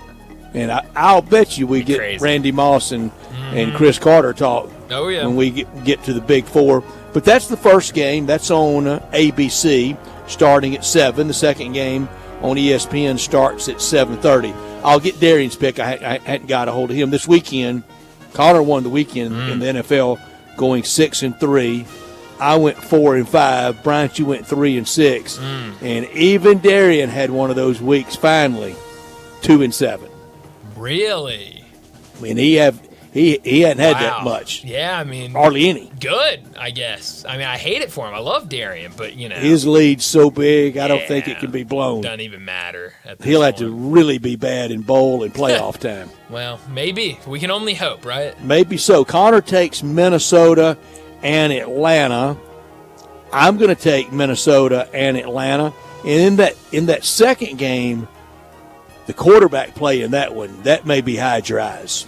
No, it definitely could be. I had that as a big number. I guess Friday last week about Kirk Cousins and what he's been doing in recent weeks. 0 touchdowns and 8 interceptions in the last 4 games. I mean, 15 for the year. Yeah, that could be a really, really bad game. 17 touchdowns, 15 interceptions. But who's been worth watching for the Raiders? And it's going to be a tough Rookie of the Year vote, but I think it's Brock Bowers. Yeah, Brock Bowers has been good. He's been really good. And one of the very few bright spots for that Raiders organization this year. There hadn't been many. So both Connor and I have Minnesota, Atlanta. I'll get Darian's. Minnesota -7.5 over Chicago. Atlanta -6.5 over Vegas. Your picks. I'm going to go with Minnesota in this one. I took Chicago last week. thinking that maybe they'd be able to bounce back. One of those, you fire your head coaches and you get that boost and maybe you can keep it close. They were not anywhere close to that against San Francisco. So I'll take Minnesota here to cover in that game. I'll go with Vegas in the second game. Take one favorite, take one dog, and see how it works out. 2-11 Raiders. What you're taking? You know what, Brett? Sometimes you just need to just throw it out there and see what happens. That's why they call it gaming, isn't it? Bingo. Maybe. And me saying that, taking one favorite and one underdog, we know what's going to happen now. The Bears are going to cover, and the Falcons are just going to run away with the game, and I'm going to lose both of them. Connor had Navy. The rest of us had Army, so he won that. And in the first bowl game of the year, Connor had Western Michigan, and the rest of us had – no, you had Western Michigan, Brian. I'm sorry. You had Western Michigan, and the rest of us had South Alabama. Yeah, so that game was that was a wild game. The way the hook got us half point. And the quarterback ended up the starting quarterback for South Alabama didn't play, and so that line dropped like 6 right before the game started. That was a wild one. Yeah, but we were keying off 7.5. We didn't have all that information when we were we didn't. making these picks. So the big four for all these 4 teams. You can take any big 4 for the 21st century with minimum 3-year service time on those teams. And it was kind of because Tony Gonzalez, best tight end that ever played. Yeah. But his best years were not with Atlanta. Well, that's true. But, maybe you take it there as all just that him being there might take him. I don't know. Landon, your big 4. I had one player represented from each team. Okay. For my big 4. Go for it. You want me to go through all 4? Please. All right. So for the Vikings, I picked Adrian Peterson just because most dominant running back on the turf. There could be close seconds, but I don't know. For the Bears, I picked Devin Hester. I believe he was, if not the greatest returner, you can tell me somebody else, but went into Canton last summer. Yeah, Devin Hester, absolutely. For the Falcons, I chose Julio Jones because that's who I remember watching, making all those incredible plays. He was the first receiver that I remember seeing growing up and just being if they don't blow that lead to New England, he's MVP. Yeah, absolutely. And the catch he made, that's on every Super Bowl highlight loop forever. Mm-hmm. Yeah. Well, and not only just with the Falcons, but the catches, or the very few he had when he was with the Titans, my team right here. But we're not recognizing the Titans right now. And then finally for the Raiders, I went with Charles Woodson, one of the greatest DBs to ever play the game. That's a good one. It's a good one. I can't believe I left Woodson off. Now, he didn't play, but he didn't play much with the Raiders in the 21st century, did he? Yeah, what was it? He had that was most of his years? He had 2 different stints. Okay. He had early in the 2000s I had a big and later miss in the leaving him 2010s. out. Because he is that good. Bryant? My list, I'm going to go with I've got a couple OLIs that I got to get out of the way first. Yeah. So let me run through these. I tried to limit it because, again, I had 18 I'm putting Woodson in players. there. I just made a cut. Well, hey, that's good on you. I had 18 players that I had to try to limit down to 4. So you got to. That's a big group. It's a very big group. Khalil Mack gets an OLI for me. I think we sometimes forget Khalil Mack and how dominant he was. Devin Hester gets an OLI for me. It broke my heart that I did not get Devin Hester in my list. Another OLI goes to Adrian Peterson, which really broke my heart because the fact that Adrian Peterson not on my list is insane. 4 for me, Julius Peppers. JP. Okay. Peppers really, really good. Charles Woodson, number 3 for me. Number 2, Randy Moss. Number 1, Jerry Rice.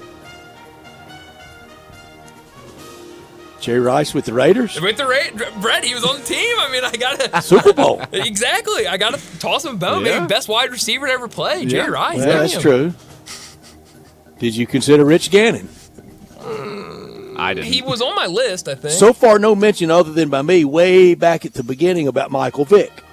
Yeah, I should have given him an OLI. That's on me. And now Michael Vick, MVP, maybe future head coach. Who knows? Might be Coach Michael Vick. Yeah, but yeah. And wouldn't you sit up and listen to him? Oh my God! And his story. Absolutely. All right, mine 1, Adrian Peterson. Yeah. 2 Randy Moss. Yeah. Late addition scratch out of Matt Ryan and insert Charles Woodson. Okay. All right. And 4 on the receiving end, all those Matt Ryan, Julio Jones. Yeah. Barrett Jones says single greatest athlete he ever was around. Julio Jones. I mean, again, I could have done 4 lists of top 4 for the 21st century with these 4 teams. It made it hard, didn't it? It was so hard. I mean, I spent John's entire show just doing this. Because, I mean, if you go back, in Viking lore, you got Fran Tarkinen and Carl Eller and Alan Page and so many others. I mean, you could name them all day. And leaving out Chris Carter, but short stint of the 21st century, Jerry Rice is good. His Raider years were better than you would kind of think. Oh yeah, no, he was good with the Raiders, but I mean, plenty of names that we left off. And then with the Raiders, you could go back. Oh man, 50. Be here all day. If we didn't cut it down to 21st century. Yeah, no, we would be here. I mean, you could do top 10 lists for just really Raiders could. all time, and have some really good names. But Julio Jones, I think that's a good one. Canton bound. Oh, I think easily Canton bound. I mean, I think some people would like to question some of his later years, but I heard who said it yesterday, maybe on a highlight. I think they did throw it back to the studio. They were doing highlights, and they said touchdown pass to future Hall of Famer Mike Evans. And I thought, yeah, that's right. It is. It definitely is. He will be. Yeah, Mike Evans, certainly a Hall of Famer. Was crowded at wide receiver. Oh, yeah. Oh, man. My list was crowded. My big board of list was crowded with wide receivers, and I had to slowly eliminate one after the other. But and if we'd have gone back, past into the 20th century, Deion Sanders would have been. Yeah, he would have been number 1 on here for us. I'm sure. No Brian Urlacher for any of us. Huh. Yeah, Hall of Famer. Hall of Famer, good player. Very little defense except for Charles Woodson. Very little from defense. us. Yes. Shame on us, but no, you're right. Very skinny. But it's an offensive era. It's an offensive era and plenty of offensive players to go around. It's the holiday season and so much fun being had at Jim's Place Grill in Collierville, and they invite you out. Still not too late for you to have your big holiday get-together there, whether it's office or family or friends, neighborhoods, however you want to congregate, you can do it at Jim's Place. Over 100 years of charcoal grill steaks, over 100 years of celebration, family time, and lasting memories through all the holidays. The Terrace family, with their touch for our community, with recipes that date back to the beginning in downtown to now in Collierville at the railroad tracks at Poplar and Houston 11. You can watch Monday Night Football there. Both of those games will be online at jimsplacegrill.com. Don't forget the E in grill. Every steak grilled perfectly over an open flame. Come to Jim's Place and taste and see and feel the difference. Lunch hours, Monday through Friday, 11 a.m. to 2 p.m. Dinner hours, Monday through Saturday, 5 p.m. to 9:30 p.m. Since 1921, a Memphis landmark. Hard work, values, and a dedication to their diners, the Terrace family, they've created a memorable dining experience. Every Friday at 5 o'clock, we have Jason Munns on Talking Tiger Basketball, and it's presented by the great people at Jim's Place Grill. The lunch menu, the staples like the souffle ma, the shrimp cocktail, crab cakes, and those salad dressings, all homemade. At dinner, the soups, the calamari, the seafood, and the steaks, fillets, ribeyes, and strips. Great bar area, great fun, and ring in the new year at Jim's Place Grill in Collierville. We need to get to a break, but very quickly, the contract coming out for Dan Mullen at UNLV, $17.5 million 5-year deal. So big money to Dan Mullen at UNLV, a really big commitment for the Rebels out there in Las Vegas. Let's get to a break. When we come back, we will wrap up today's show with Crunch Time.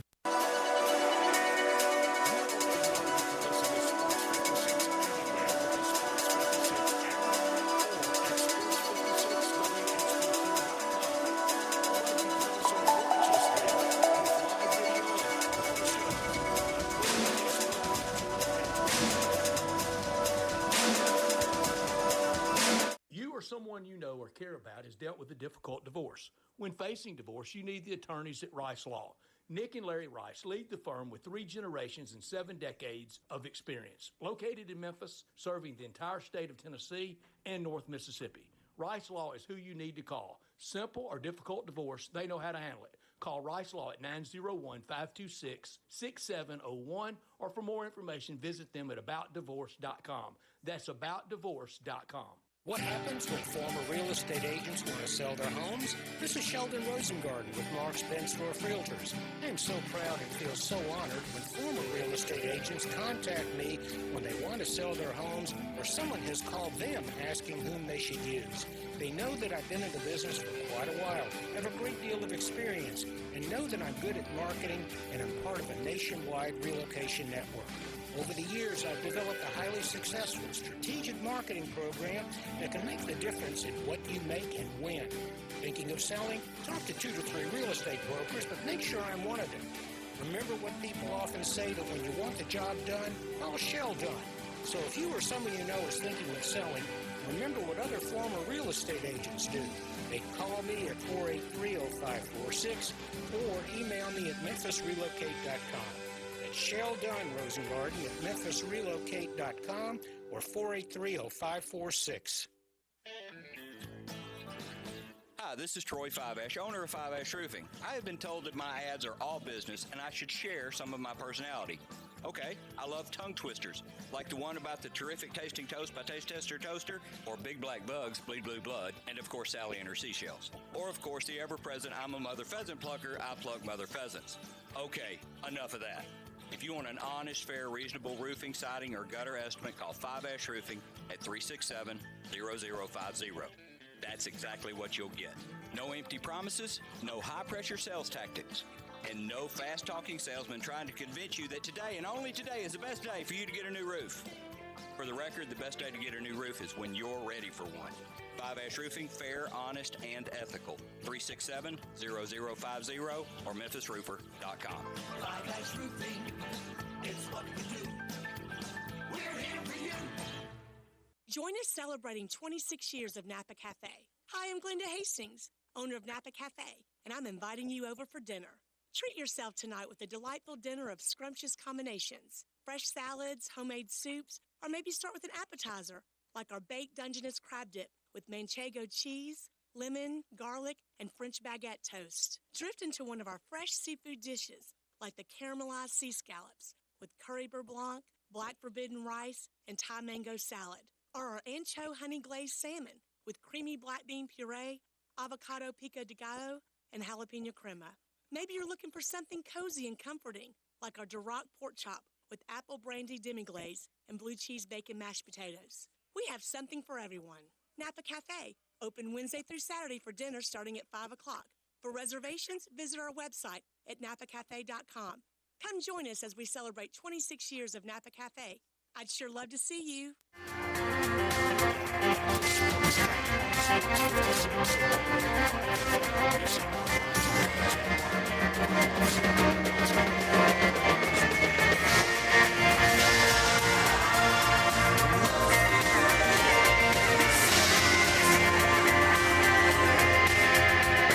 This is pretty cool, and we're just getting started, so.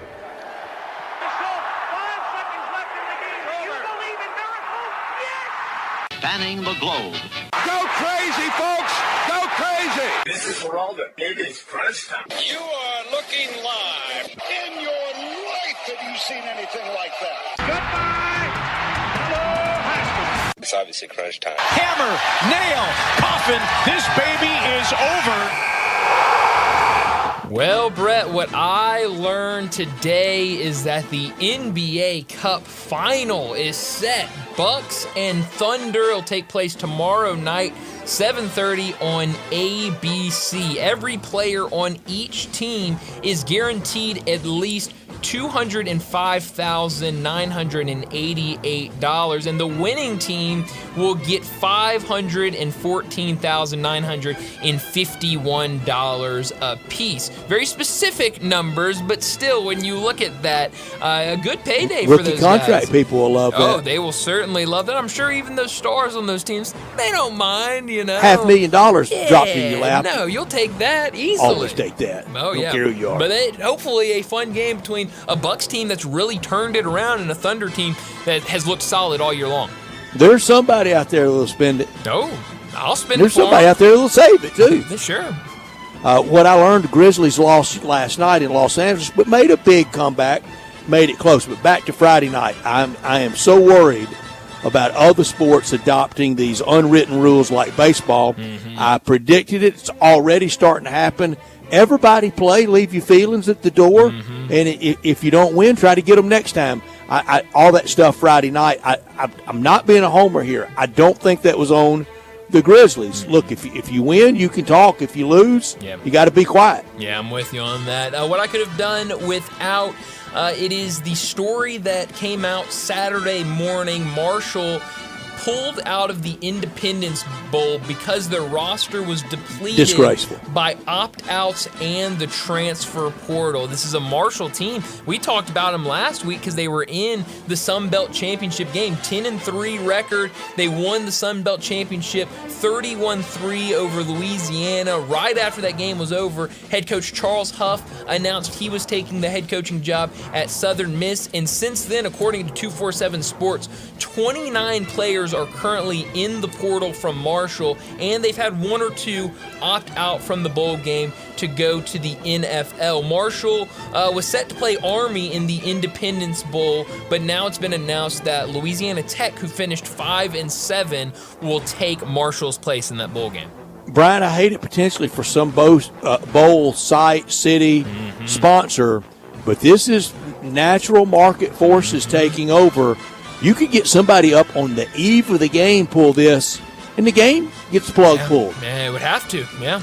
And this may be what we need to get rid of all these bowls that are now more unnecessary than ever. It leaves me with what I could have done without. And yesterday in the Arkansas Democrat-Gazette, there was a story that said Sam Pittman and Hunter Yurchek are still mulling whether to hire a GM for football. There's no decision to be made. You're 3 years already too late, and now you're just considering one. Too many Liberty Bowls for one coach. Sam Pittman barely won over Kansas 2 years ago, didn't go to a bowl last year, and now back in another Liberty Bowl, and you're mulling a general manager. Arkansas's got 27 opt-outs. What if they pull that on the eve of the Liberty Bowl? Oh, yeah, I would hate that, but hey, you never know, I guess. Where are you beaming tonight? Beam me to Bears at Minnesota. Vikings 11-2 and right now the 5 seed, but still can be the 1 seed and get that bye. Bears eliminated and haven't scratched since the Washington Hail Mary. Same old lousy Bears. Only thing that's changed is they've wasted a year of Caleb Williams' rookie year. Yeah, no, it has not been a good year at all, with a lot of excitement before the season started. Beam me to the other game tonight, Falcons and Raiders. This just screams, I don't know what it screams. It screams futility. Yeah, it screams a lot of things, I think. You got a Falcons team that has lost 4 games in a row, a Raiders team that has only won 2 games this season. I mean, that just that screams football.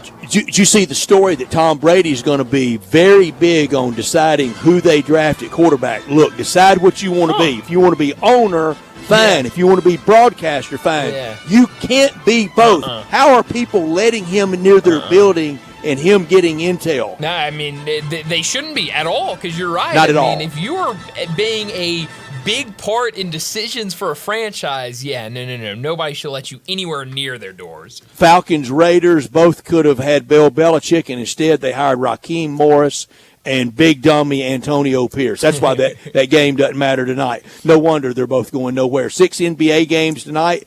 Denver at Sacramento late's a good one. And we got some challenges in college basketball tonight.